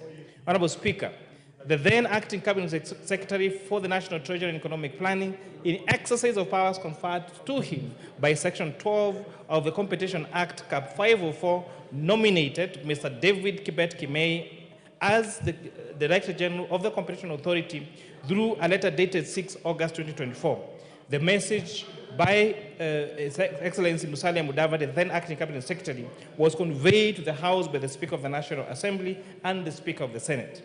Honorable Speaker, pursuant to Section 4 of the Public Appointments Parliamentary Approval Act and Standing Order 216.5F of the National Assembly Standing Orders and Standing Order 77.1 of the Senate Standing Orders, the name of the nominee was submitted to the Departmental Committee on Finance and National Planning and the Senate Standing Committee on Finance and Budget, which, sitting jointly, conducted the approval hearings. Honorable Speaker, following the referral of the nomination of the committees, the clerks of both houses requested information on the nominee from the statutory institutions, which are the EACC, Kenya Revenue Authority, Higher Education Close Board, the Director of Criminal Investigation, and the ORPP, Honorable Speaker. These institutions, Honorable Speaker, did write to the Joint Committee and gave a clean bill of health to the nominee. Additionally, the nominee presented before the committee's clearances from these particular institutions. Honorable Speaker, the committees in determining the suitability of the nominee took into consideration the provisions on leadership and integrity as outlined under Chapter 6 of the Constitution.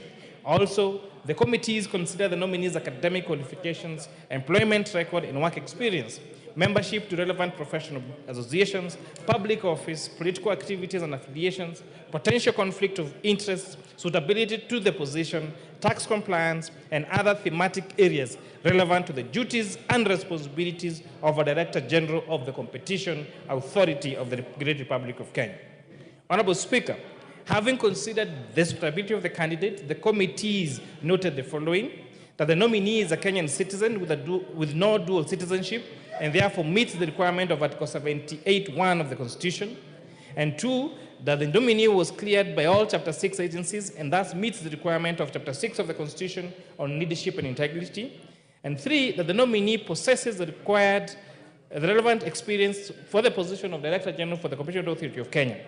He is a managing director at DGMB Solutions Limited and has vast experience in developing and managing strategies vital to the running of an organization. A background in management and organization leadership is a critical tool for any person discharging the duty like that of the Director General of the Competition Authority of Kenya. Honorable Speaker, the nominee clearly demonstrated to the Joint Committee that he clearly understood the current issues affecting the Competition Authority of Kenya. He also shared practical strategies that to address the various issues that exist around the matters of competition in this country. This placed him, Honorable Speaker, as a suitable candidate to provide leadership to the Competition Authority. The nominee, Honorable Speaker, demonstrated a satisfactory understanding of the mandate of the Competition Authority of Kenya, the need to ensure fair prices, to protect consumers and promote a transparent business environment, and the enforcement strategies that he would employ to monitor businesses. The nominee, Honorable Speaker, demonstrated his ability to effectively manage the funds and resources of an institution. He further demonstrated his ability to discharge the role as the accounting officer that is required, that of the Director General. The nominee, Honorable Speaker, is 59 years old, having been born on the 12th December 1964. The committee further finds that the Competition Authority of Kenya, Cap 504, does not provide for the age requirement for the office holder of the Director General. Further, Article 27(4) of the Constitution of Kenya prevents the state from discriminating against any Kenyan on an account of age. Honorable Speaker, it is important to note that the Joint Committee did receive a memorandum from one Mr. Wino, member of the public, challenging the nomination of Mr. Kimei as the Director General of Competition Authority of Kenya on the basis that he is 59 years of age, Honorable Speaker. Having consulted all our legal teams, it was eminent that, one, the qualification set by the Competition Authority of Kenya does not have a limit for the age of the nominee, Honorable Speaker. Secondly, it goes against the precepts of our Constitution to discriminate anybody against any position in this country based on race, religion, color, or age, or their ethnicity, Honorable Speaker, or even political affiliation. In relation to, Honorable Speaker, to a matter that was raised by the Ethics and Anti-Corruption Commission of Kenya, regarding the judgment to surcharge the nominee when he served as a KMTC board member for the impartial recruitment of the corporation county secretary for the organization's corporation secretary, the committee found that the nominee was not part of the said suit and therefore could not have had the opportunity to defend himself, and therefore it could not have utterly unfair, and therefore it could have utterly been unfair to judge him on that matter, Honorable Speaker. The matter in question, Honorable Speaker, just to give this House some basis, is when the nominee served as a board member for the KMTC, the board then recruited to the position of the CEO of the Corporation Secretary of KMTC. However, the said nominee was found not to have the requisite academic requirements, which included to have the need to possess a degree in law and to be a certified corporation secretary, as he is, Honorable Speaker. However, considering that was a board decision, and although even a court ruling had been issued, the suit was against the board of KMTC, and KMTC as a body corporate, and not to him as an individual member of that board, Honorable Speaker. And therefore, considering that he was not party to the suit, and therefore had not been accorded time to go and justify himself and defend himself, and a chance for his version to be had, the joint committees found that using that as a basis to deny this candidate the approval for this particular position of Director General would be unfair and would make him not have a recourse to be had, Honorable Speaker. The Honorable Speaker, it is therefore against this background that I request this Honorable House of the 12 of the 13th Parliament to agree with the joint committees of the National Assembly, Departmental Committee of Finance and National Planning, and that the Standing Committee of Budget and Finance of the Senate, and approve Mr. David Kibet Kemei as the Director General for the Competition Authority of Kenya. Mr. Speaker, I beg to move and request the Chair, Jailer Committee to second. Thank you, Honorable Speaker.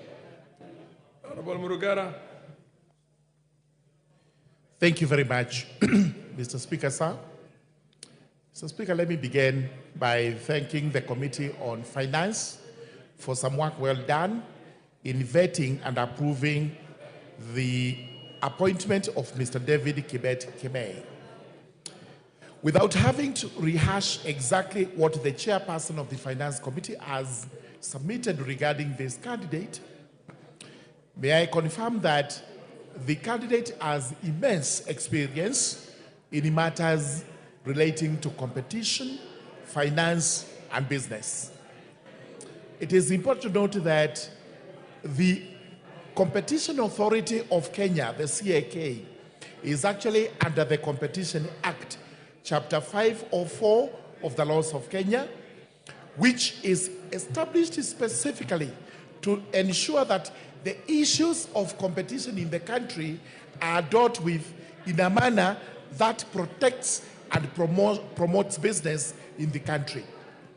The purpose of the Competition Authority is to promote, safeguard competition, also ensure that our national economy is protected and the consumers who are the beneficiaries of the protection actually are not subjected to unfair and misleading market conduct or conditions in the country. Therefore, the task ahead of Mr. David Kemei is to ensure that we as consumers in the country are protected from unfair competition practices, which are quite often in Kenya. Those include bringing in substandard commodities. They also bring in undercutting, charging less than the market can allow, practices which expose consumers to substandard goods. Mr. Speaker, sir, Mr. Kibet Kemei will have to move to enforcement and the compliance with the Competition Act of Kenya. Here we will require him to ensure that this law is actually implemented to the fullest to ensure that, again, consumers and the economy of the country is protected. It is important to note that Mr. David Kibet Kemei did undergo a full vetting. And he was able to satisfy members of the Finance Committee that he was suitable for this job. And therefore, in view of the report that has been given to us, the submissions that have been made here, we do not have any hesitation in agreeing with the Committee on Finance and calling upon this Honorable House today to approve the appointment of Mr. David Kibet Kemei. With those remarks, I beg to second. Thank you very much. Honorable members, I now propose a question. Order, honorable members, order. Can you take your seats? Take your seats.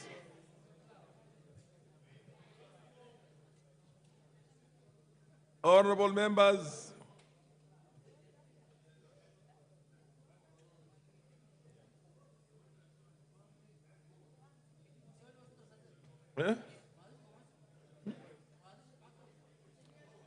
honorable members, take your seats.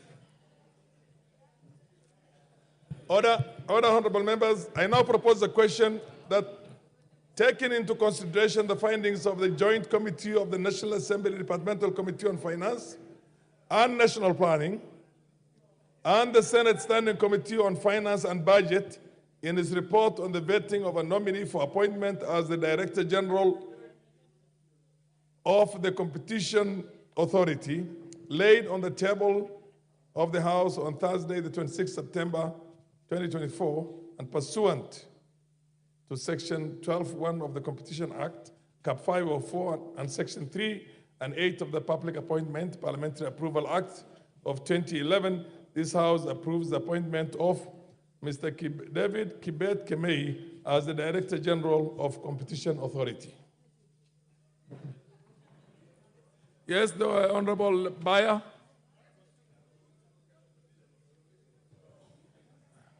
Honorable Speaker, I stand to support these findings of the Joint Committee of the National Assembly Departmental Committee on Finance and National Planning and the Senate Standing Committee on Finance and Budget in its report on the vetting of a nominee for appointment as the Director General of the Competition Authority. Honorable Speaker, as members are aware, the Competition Authority plays a crucial role in enhancing the welfare of the people of Kenya by promoting and protecting competition in markets and preventing misleading market conduct. Therefore, Honorable Speaker, the importance of the office of the Director General cannot be gainsaid. Honorable Speaker, I note that in considering the suitability of the nominee, the committee paid due regard to the constitutional and statutory requirements relating to the office in question and whether the nominee's abilities, experience, and qualities met the needs of the said office. Honorable Speaker, the committee was guided by the Constitution and the statutory requirements such as the national values and principles of governance, conduct of public officer, and leadership and integrity prerequisites. Additionally, Mr. Speaker, the suitability of the nominee was assessed after scrutiny of their background, academic credentials, and the professional qualifications, work, and professional experience, personal integrity, as well as their performance. The nominee, Honorable Speaker, Mr. David Kibet Kemei, has over 33 years' experience across many sectors, including academia, regulatory tourism, health, communication, and energy. Through his extensive employment record and work experience, the nominee is well equipped with the skills and expertise needed as Director General for the Competition Authority. Mr. Speaker, further, the nominee has clearly demonstrated a clear roadmap, according to the report, to promote growth in the sector, including creating a level playing field for businesses, advocating for regulatory reforms that promote transparency and competition, developing a regulatory framework that supports their competition, and promoting regional and global integration to foster a competitive environment that benefits both local and international business. Honorable Speaker, in conclusion, I urge this House to make a swift and favorable decision in approving Mr. David Kibet Kemei to the position of Director General of the Competition Authority of Kenya, thus reinforcing our commitment to protecting, strengthening, and improving the efficiency of our economy, which is vital for driving economic growth. Honorable Speaker, I support the appointment of David Kimei to be the Director General of the Competition Authority, and the report is available. The committee has done a good job, commendable job, and I want to thank the committee and the Senate committee, and therefore request this House to not waste time, but approve the appointment of David Kimei Kibet to be the Director General of the Competition Authority. Honorable Speaker, I support and request the members to support, and if the Honorable Pokose is around, he can request that we put the question and we approve. Honorable Speaker, I thank you. Majority Leader, the MP for Super South, the Honorable Karoli Omondi. Thank you very much, Honorable Speaker. I rise to support the nomination of David Kibet Kimei to the position of Director General of Competition Authority. As I'm doing so, I can see Honorable Marianne Keitani smiling. There's a particular reason for that smile. Honorable Keitani and I happen to have worked with David Kimei many years ago when we established the first independent regulatory authority, then known as Electricity Regulatory Board, now Energy and Petroleum Regulatory Authority, EPRA. I give Mr. Kimei a very strong recommendation because from that group at ERB at that time, now EPRA, our inaugural chairman is now the Speaker of this House. Our inaugural CEO is now the Deputy Chief Justice of this Republic. Marianne Keitany, the first Chief of Staff, Lady Chief of Staff in the Republic of Kenya, are now a member of this House. One good engineer, Kevin Kariuki, is now the head of power at African Development Bank. And yours truly, Karoli Omondi, the first Chief of Staff in the Republic of Kenya, is now a member of this House. Now, let me begin by giving further information about David Kimei. He was very instrumental in helping us set up rules and regulations that would deal with competition in the power subsector, consumer protection, compliance issues, and dispute resolution. I'm very confident that David Kimei will be able to be a good Director General and discharge the functions of a regulator properly, of exercising independent authority and ensuring that the market work and consumers are protected and that disputes that emerge are settled expeditiously and equitably. Thank you, Honorable Speaker. I beg to support. The Honorable Marianne Keitany.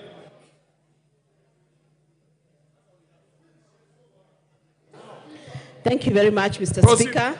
I stand to support the nomination and appointment of Mr. David Kimei to the position of Director General of Competition Authority.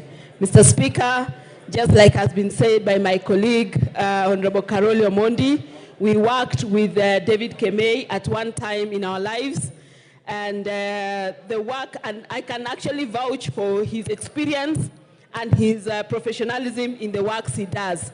He's very articulate and very straight to the point, and knowing that Competition Authority is an authority that takes care of businesses and industry in terms of competition and competitive advantages that some companies may want to take advantage of other companies.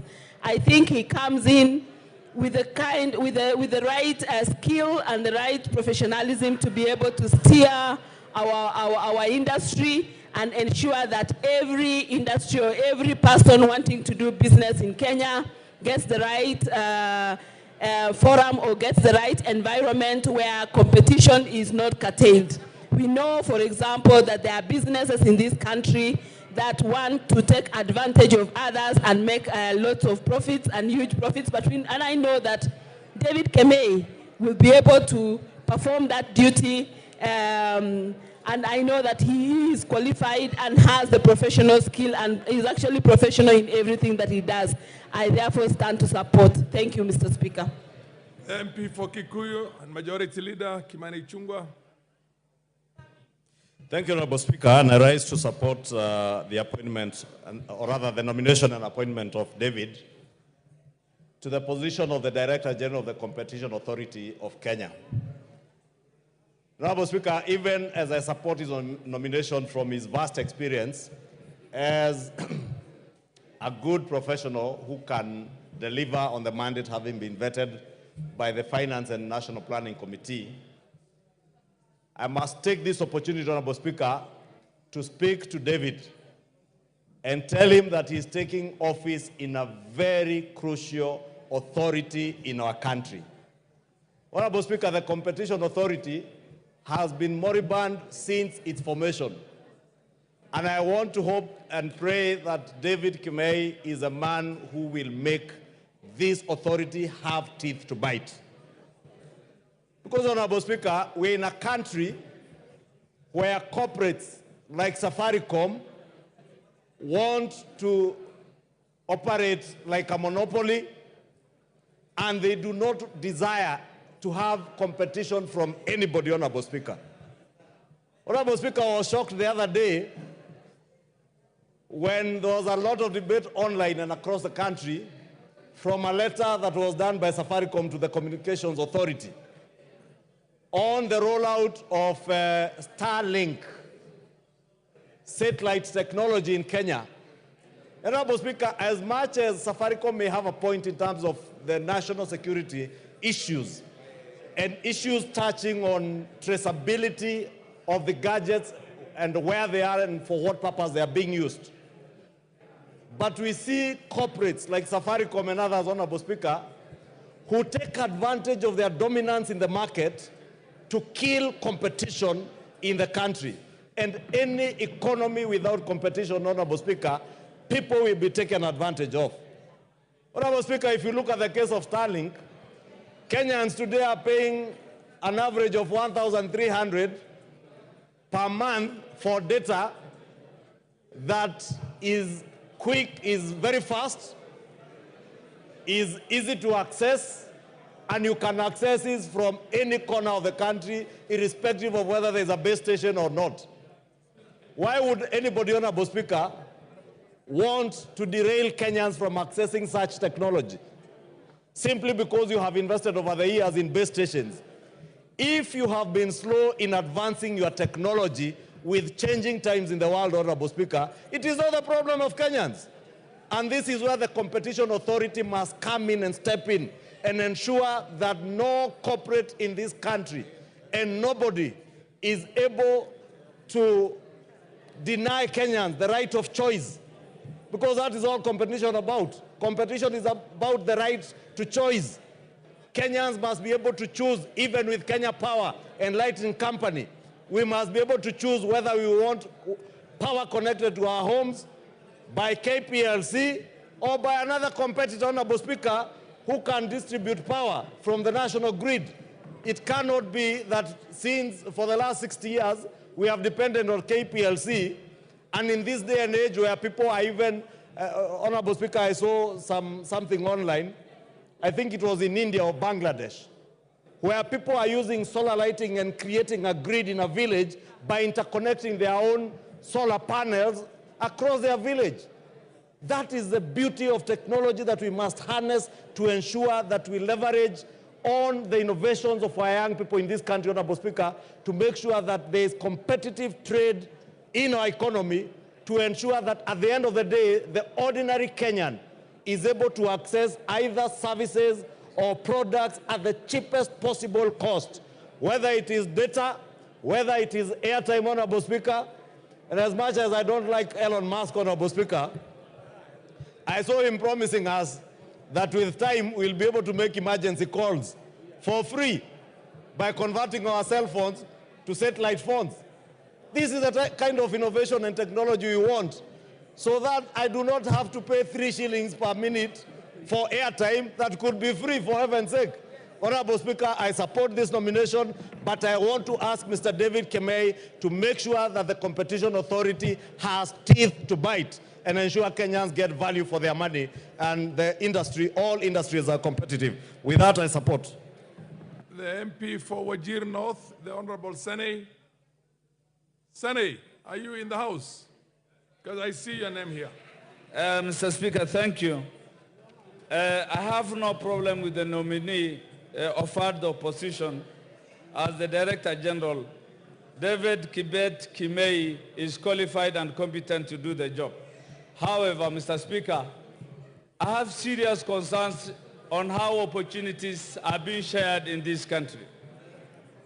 Mr. Speaker, ethnicity, marginalization, diversity, very important values that are so clear in our constitutions are just on paper, they are not in action.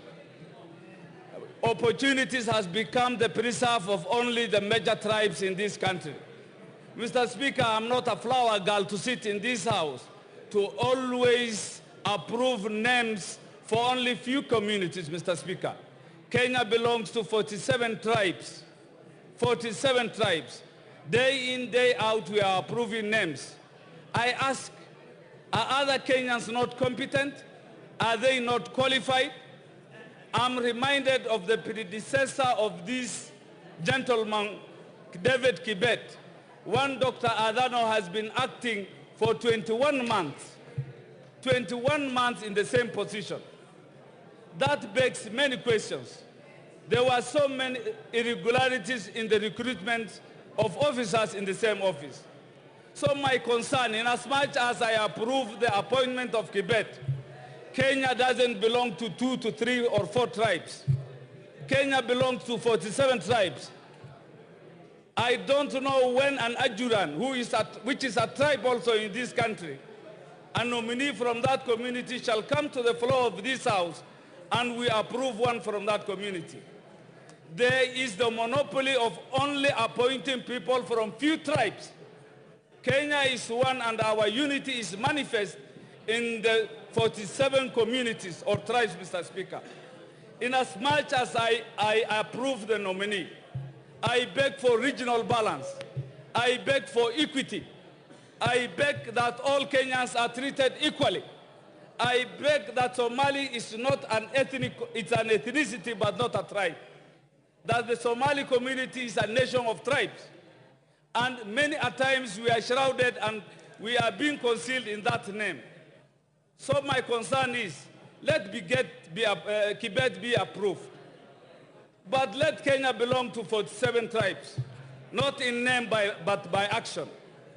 I support, but I am not happy. I am not happy. I am crestfallen in the way in which public service is being just given to few clans, to few tribes, Mr. Speaker. Otherwise, I approve. Thank you. The Honorable Makilap. Makilap. Order, thank you, Mr. Speaker. Honorable members, please consult in law. Thank you, Mr. Speaker. Order. Yeah. Protecting me from the leadership here. They are doing loud consultation. The Honorable Kimani Chungwa, the Honorable Osoro. Now, I'll not mention the lady's name. She's my colleague. Thank you, Mr. Speaker. Thank you, Mr. Speaker. First, I rise to support David Kibet Kimei for appointment to the position of Director General of Competition Authority of Kenya. So, Speaker, during the vetting process, the one David Kimei showed a lot of experience and knowledge in the area, in matters of law, in matters of competitors. He has vast knowledge in the industry. So, Speaker, just following what the Leader of Majority has said, David Kimei has a job to be done in Kenya. One, Mr. Speaker, is to ask David Kimei, if he gets approval of this House, to sort out competition in the power sector, as the Leader of Majority has said, so that Kenya Power does not enjoy monopoly of power in this country, Mr. Speaker. Secondly, Mr. Speaker, in Safaricom, M-Pesa, competition between M-Pesa and commercial banks and microfinances, Mr. Speaker, an industry that is not regulated by law. Mr. Speaker, that needs to be sorted out. That is a job waiting for one David Kimei. Mr. Speaker, in the manufacture of semen, Mr. Speaker, in this country there is one manufacturer who does the clinker, who does the manufacture of and processing of cement, is the manufacturer, is the wholesaler, is the retailer, and is the distributor. So Speaker, how do you expect the small business people to compete? So Speaker, that is an area that requires to be sorted out. Similarly to steel manufacturer. It's the one manufacturing steel, it does the distribution, it does the retail, Mr. Speaker, and it does the mining of pellets, among other things, Mr. Speaker. How do you expect a small hustler who has opened their shop in Baringo North, for example, Mr. Speaker, to compete with that kind of manufacturer?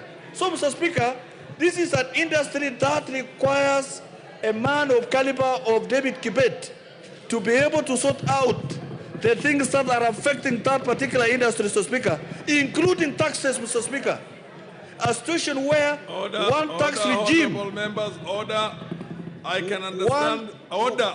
Just a second. I can understand there's a lot of excitement today in the House. But please, do consult in low tones, allow the Honorable Makilap to be heard. Proceed, Makilap. Thank you, Mr. Speaker. What is it in competition, Mr. Speaker? Competition must be able to create a fair playground for all business people in Kenya. This is the man that will be able to put in order monopolies in business. Look at the milk industry, Mr. Speaker. The milk industry, the milk production and the value chain in the milk industry is skewed towards one competitor who works very hard to kill the other industries, including ACC. Mr. Speaker, this milk production and its value chain, together with the competitors of those who process and package milk, requires order so that the business people on the ground, the people who produce milk and keep cows, will be able to have value for money for their milk, Mr. Speaker. Mr. Speaker, there is a lot that needs to be regulated in this country so that there is fair competition, so that the people who want to build the economy, the young economies, will be able to build in the internet sector, Mr. Speaker, and the digital economy. Mr. Speaker, there is need to up order in that area, Mr. Speaker, so that everyone has a play and has a space to play in growing the economy of Kenya. Mr. Speaker, I support David Kibet for the appointment for Director General of Competition Authority of Kenya, Mr. Speaker. The MP for Jomvu, Badibadi. Mheshimiwa Badibadi. Yes. Asante sana Mheshimiwa Speaker kwa kunipatia fursa hii leo ili na mimi kuungana pamoja na wenzangu kuchangia katika mada hii. Leo Mheshimiwa Speaker, mimi nataka pia kushikana pamoja na wajumbe wenzangu katika kuunga mkono uteuzi wa Bwana David Kimei katika halmashauri ya ushindani, yani Director General katika Competition Authority. Vile vile Mheshimiwa Speaker, niko na sababu ambazo zinanifanya kuwa niweze kuunga mkono hoja hii. Ni kwa sababu Bwana David Kimei ameongelelewa na wengi sana juu ya utendakazi wake na kuwa ni mtu ambaye ataweza kusaidia katika kuona kuwa halmashauri hii inaweza kunawiri. Mheshimiwa Speaker, tumeona kiongozi wetu wa wengi ndugu Kimani Ichung'wah akizungumzia juu ya hali ilivyo katika Kenya Power, na ni muhimu pia na mimi niunge mkono kusema kwa mambo kama haya.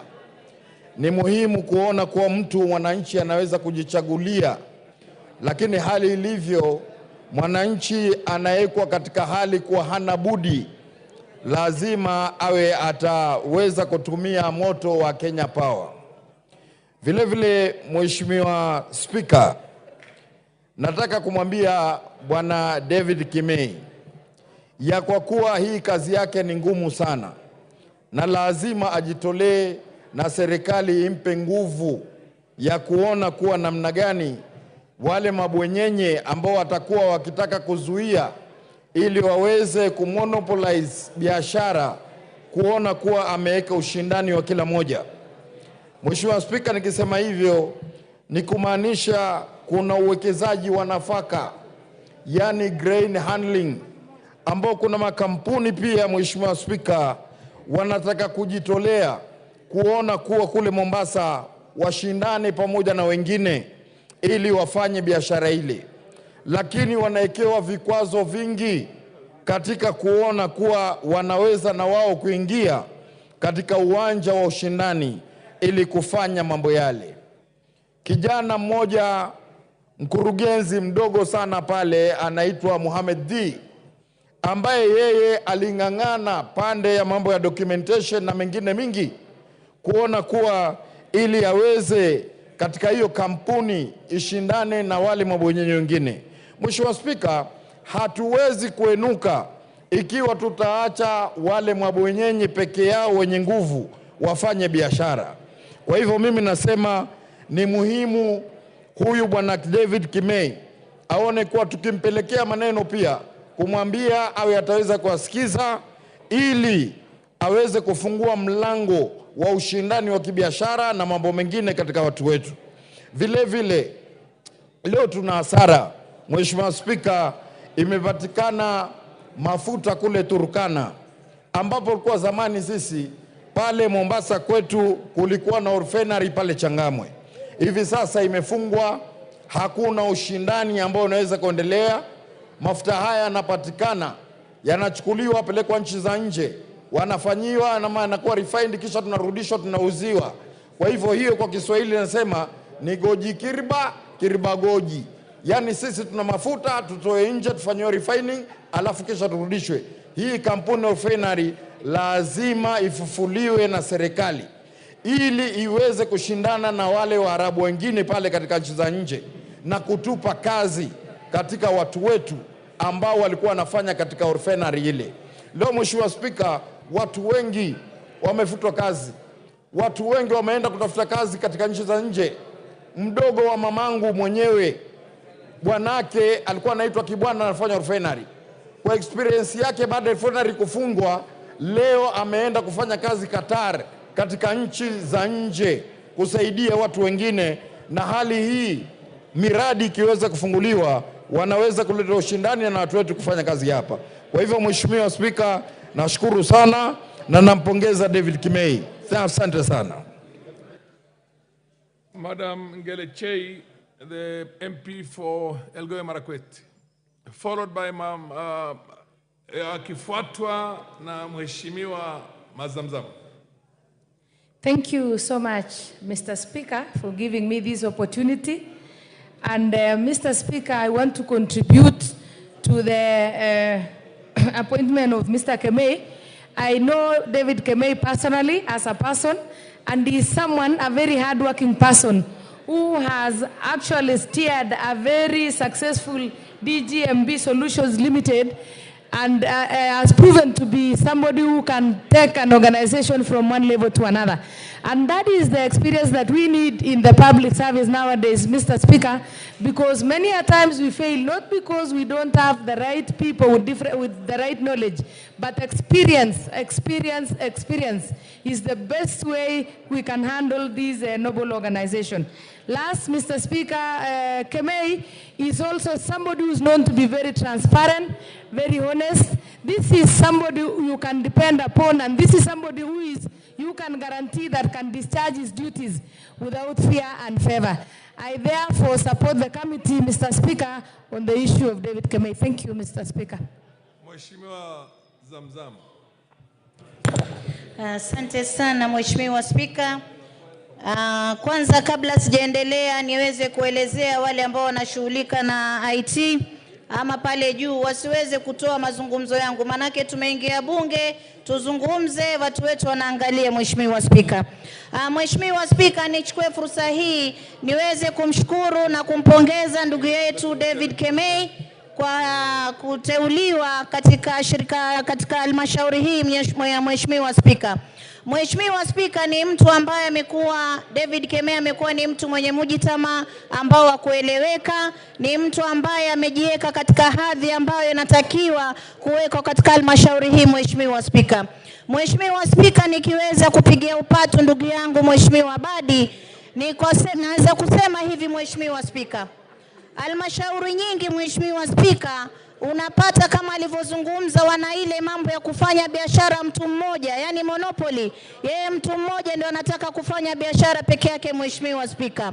Na mimi nataka kusema kwa mfano, ile Grand Bulk ya handlers ya kule Mombasa. Unapata kuna wenzetu ambao wana uwezo wa kufanya biashara hii Mheshimiwa Spika, lakini mtu mmoja amekatalia, yeye peke yake ndo anafanya hiyo biashara Mheshimiwa Spika. Wenzake wamepewa nafasi ya kufanya, lakini unaona mambo yanaenda kotini na nini. Kwa hiyo tunajua ndugu yetu David Kemei anaweza kainyoosha Mheshimiwa Spika na mambo yakawa sawa Mheshimiwa Spika. Tunaangalia pia katika halmashauri ya stima Mheshimiwa Spika, kuna mambo mengi ambayo yanaendelea, na akiweza kutoa mwanya ambao tutapata wengine ambao waweza kufanya shughuli hizi Mheshimiwa Spika, ikawa mambo ya stima yanaenda vizuri Mheshimiwa Spika. Kwa hiyo mimi nataka leo kumpongeza, na pia nimwambie ndugu yangu Badi, pole sana kupoteza bodyguard wako. Mwenyezi Mungu amrehemu, amhifadhi na wema, na Mwenyezi Mungu akupe nguvu ndugu yangu Badi. Asante sana Mheshimiwa Spika. Lilian Kogo. Yes, order Lilian. Thank you so much, Honorable Lilian. Speaker. Yes, Owen Bayer. Honorable Speaker, while I support the sentiments on David Kemei, but in this debate, on the point of irrelevance, is it really right for honorable members to fight a company without a substantive motion? The issue of Grand Bulk is being fronted as if it is the main motion. Grand Bulk is a respectable company that is doing good business out there. But when we drag its name here because of, I don't know, whatever war they have in Mombasa, I think it's unfair for this company, for the staff of that company, and for the organization called Grand Bulk. I think we need as a country to support this organization without having really to badmouth them in Parliament just because you cannot compete with them out there. Honorable Speaker, I think they need to withdraw those statements and stick to the motion on David Kemei and competition without necessarily having to badmouth a company that has done Kenya a great job. When no one could handle grain in this country, Grand Bulk came and invested. Is it really right for us to fight Grand Bulk Limited in this chamber? Thank you, Honorable Speaker. Hold Zamzam, weko nini?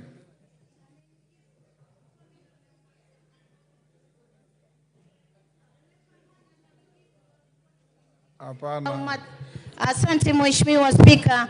Nataka nimwelezee Mheshimiwa Owen Bayer jua kuweka matusi kando na maneno kando. Nimesema anafanya kazi nzuri, lakini atoe mwanya wa wenzake pia kuweza kufanya biashara ile ile, siwe ni mtu mmoja. Kwa hiyo hatujamtukana, hatujamtusi, usiweke fitna. Hii ni bunge ambayo tunataka mgao katika serikali ama mgao katika taifa uelekee kwa Wakenya wote Mheshimiwa Spika. Kwa hiyo Mheshimiwa Bayer, mimi ni mpwani, wewe ni mpwani, na unajua bandari ni yetu sisi sote, lazima tuweke Wakenya wote waweze kupata matunda ndani ya bandari. Asante sana Mheshimiwa Spika.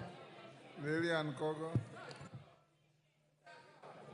I really thank you, Honorable Speaker, for giving me this opportunity to also rise and support the nomination of one David Kemei to be the Director General of Competition Authority. And I want to congratulate him. He's well known in his astuteness in the work that he does. And Honorable Speaker, the point I wanted to add on to what my colleagues have already said is that the appointment of Honorable Kemei comes at a point when, as Kenyans, we are entangled in a system where we have the national debate on inclusivity. We have the agenda of everybody and all of us being included. I appreciate his qualifications. I appreciate his experience, but he's coming at a time, Honorable Speaker, when the national dialogue and the national agenda is on inclusivity. So I want to appreciate the work that the committee has done, but I still also want to implore Kenyans. I want to implore Kenyans and tell them and tell us that it is important that when distributing the national cake, that Honorable Speaker, that we include all regions, Honorable Speaker. At the time that Kenya stands, most Kenyans have been exposed to education, Honorable Speaker. At the place where we find Kenya, Honorable Speaker, most Kenyans are experienced, Honorable Speaker. At the point where I stand, Honorable Speaker, most Kenyans have the capacity to do a good job. So I would implore, Honorable Speaker, that as we appoint noble Kenyans in the various capacities so for them to serve this country, I pray that we follow the desire of the Constitution of the Republic of Kenya. We follow the law of the land.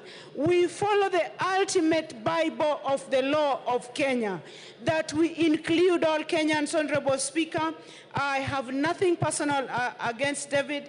I have nothing, he's not known to me in person, but my dear friend, Honorable Member for Aldai, indicates that she knows him in person.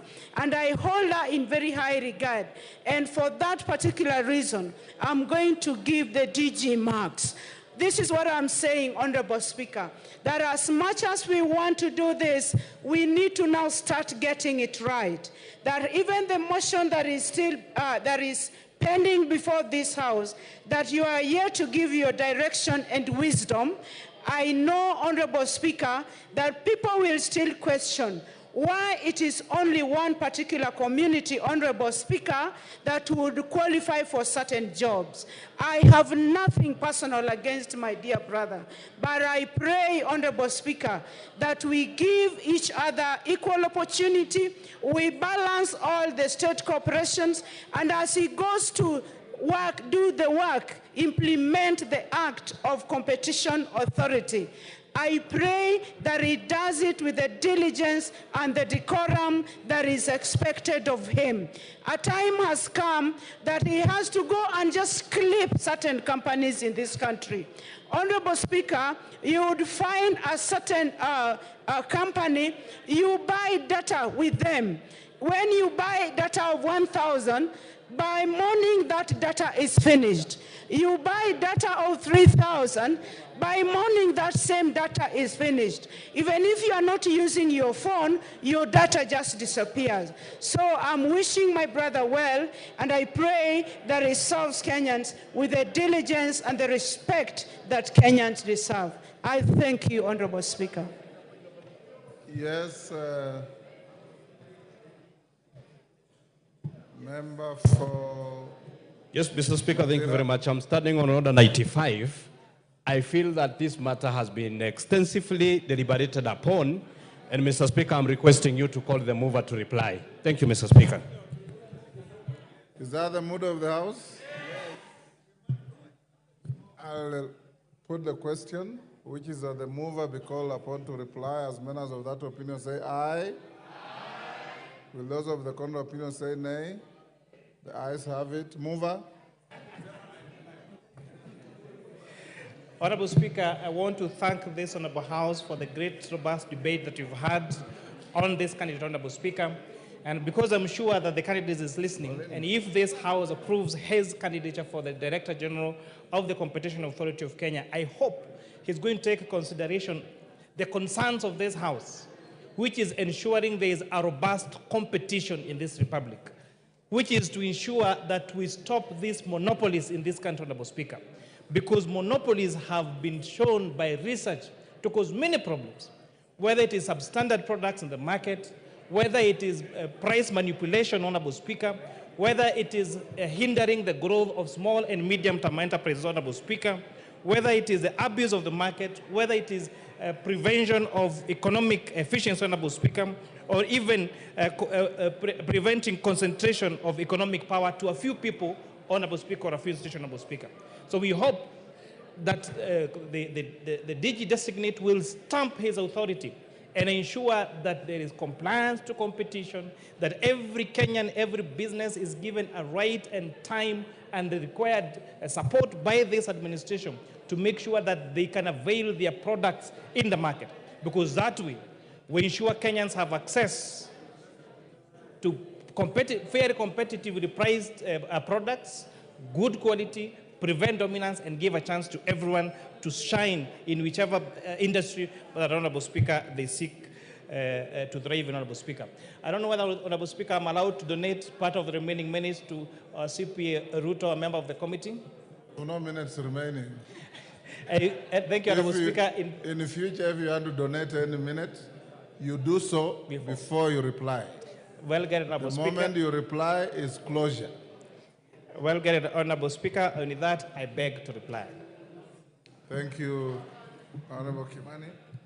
Honorable members, I'll now put the question, which is that taking into consideration the findings of the Joint Committee of the National Assembly Departmental Committee on Finance and National Planning and the Senate Standing Committee on Finance and Budget in its report on the vetting of a nominee for appointment as the Director General of the Competition Authority, laid on the table of the House on Thursday, 26 September 2024, and pursuant to Section 12(1) of the Competition Act, Cap 504, and Section 3 and 8 of the Public Appointments Parliamentary Approval Act 2011, this House approves the appointment of Mr. David Kibet-Kemei as the Director General of the Competition Authority. As members of that opinion say aye.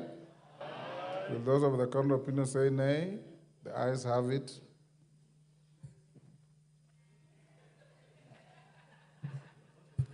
Honorable Member McLeod, take your seat.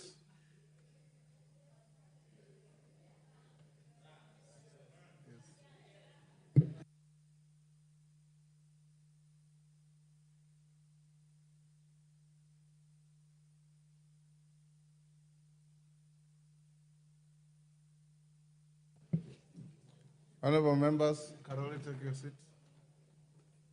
Member for Webuye, take your seat.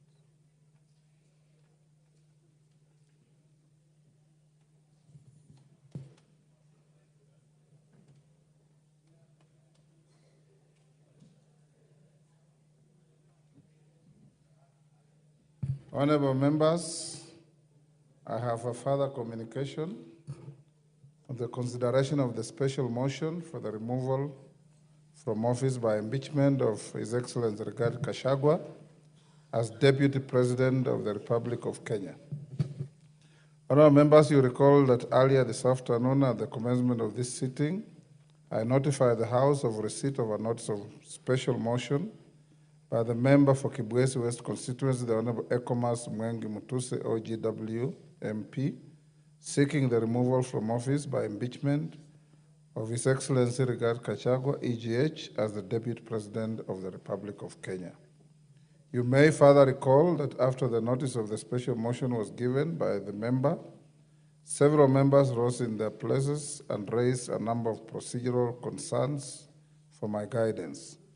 The members who spoke include the leader of the majority party, Honorable Kimani Ichung'wah, the leader of the minority party, the Honorable Junet Mohammed, the majority whip, the Honorable Silvanus Osoro, the Honorable Farah Maalim, Honorable Geoffrey Ruku, and Honorable Major Bashir Abdullahi. Honorable members, cognizant of the obligation on the House to dispose of the special motion with urgency, I undertook to address the concerns expeditiously in order to allow the House to proceed with the next stages of the special motion. As members are aware, the 7 days available to this House to dispose of the motion will lapse on Tuesday, 8th October 2024. In this regard, I retreated to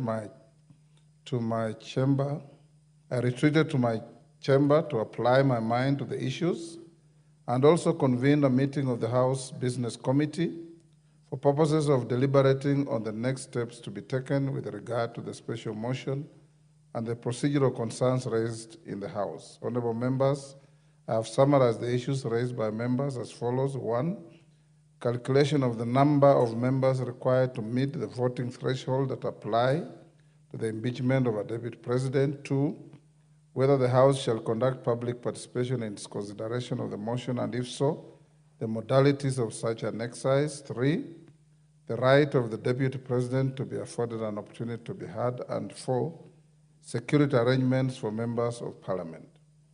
Honorable members, now allow me to examine each of the issues. With regard to the first issue, on calculating the number of members required to meet the voting threshold that apply to the impeachment of a deputy president, the attention of the Speaker was drawn to the current membership of the House in light of the 4 vacancies relating to Magarini, Ugunja, and Banisa constituencies, and the seat recently vacated by the Honorable John Badi upon his appointment to the Cabinet.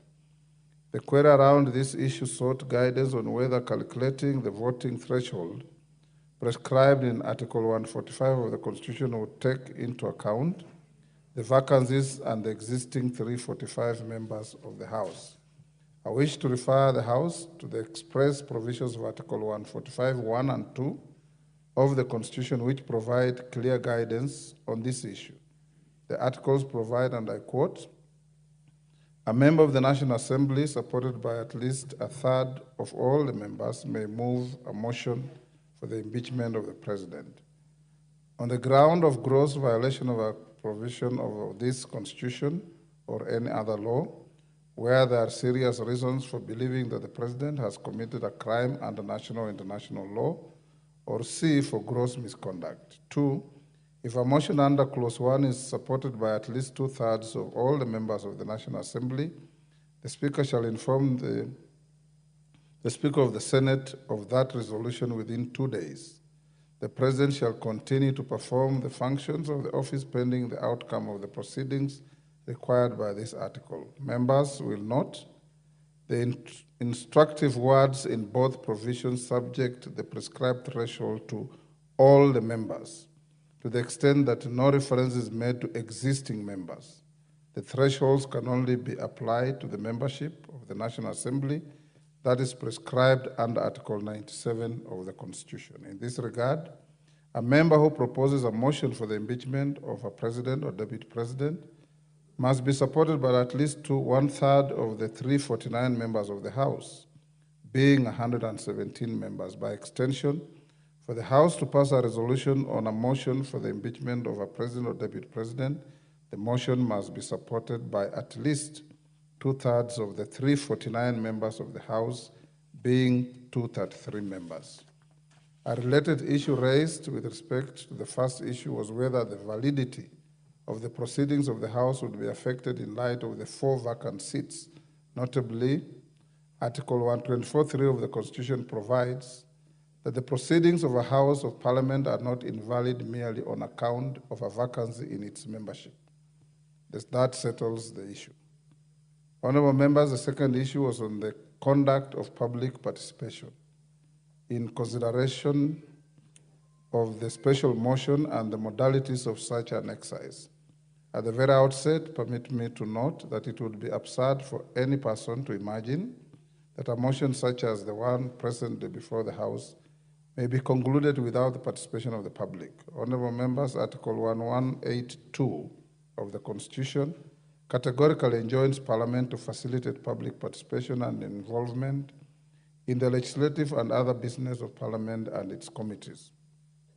My attention has also been drawn to various court decisions relating to the removal from office of state officers, including county governors. I'm indeed persuaded that the public participation is an integral element of the process of removal of an elected state officer from office.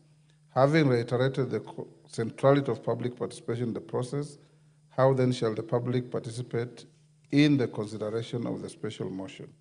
Honorable members, in answering this question, the House Business Committee has addressed this issue during its meeting this afternoon and approved a program of public participation across the country to be coordinated from the 47 counties. The clerk shall communicate the full details of the program for the information of the public through print and electronic media advertisements to run from tomorrow, 2nd October 2024.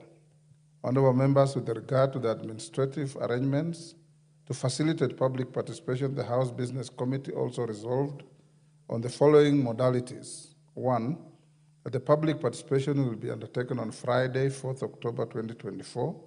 Consequently, all other parliamentary activities previously scheduled between Thursday, 3rd, until Monday, 7th October 2024 shall be suspended. That this unprecedented occasion is one which requires the House to summon all members to avail themselves and participate in all activities relating to the special motion.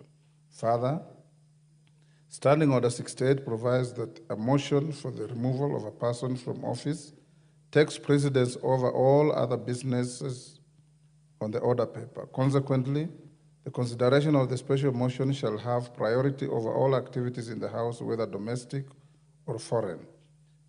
3, that the House Business Committee will seek a resolution of the House to A, suspend the sitting of the House on Thursday, 3rd October 2024, in order to facilitate the administrative arrangements for public participation, and B, hold a morning sitting on Tuesday, 8th October 2024, and commence an early afternoon sitting on the same day to consider the special motion. Further, honorable members, I have been requested by the mover of the motion and in consultation with the House Business Committee to convene a forum for a briefing of members on the modalities of the public participation program. In this regard, I will interrupt tomorrow morning's sitting at noon and adjourn the House for this purpose. I also direct the clerk to make necessary arrangements for the briefing of the House at this session. Honorable members, the third issue touched on the manner of affording the Deputy President an opportunity to be heard and the modalities of the same. In this case, Standing Order 67 obligates the House to afford the Deputy President an opportunity to be heard either in person, through a representative, or both. Further, the House is under an obligation to accord the Deputy President the right to fair administrative action under Article 47 and the right to fair hearing under Article 50 of the Constitution. Drawing from the foregoing and the timelines provided for the House President be notified of his right to appear on the said date and the allocation of time from 5 p.m. to 7 p.m., 2 hours. Honorable members, the fourth and final issue that was raised for guidance was on the security of members whose support of the special motion may affect their personal safety. The security and safety of members is a paramount priority for the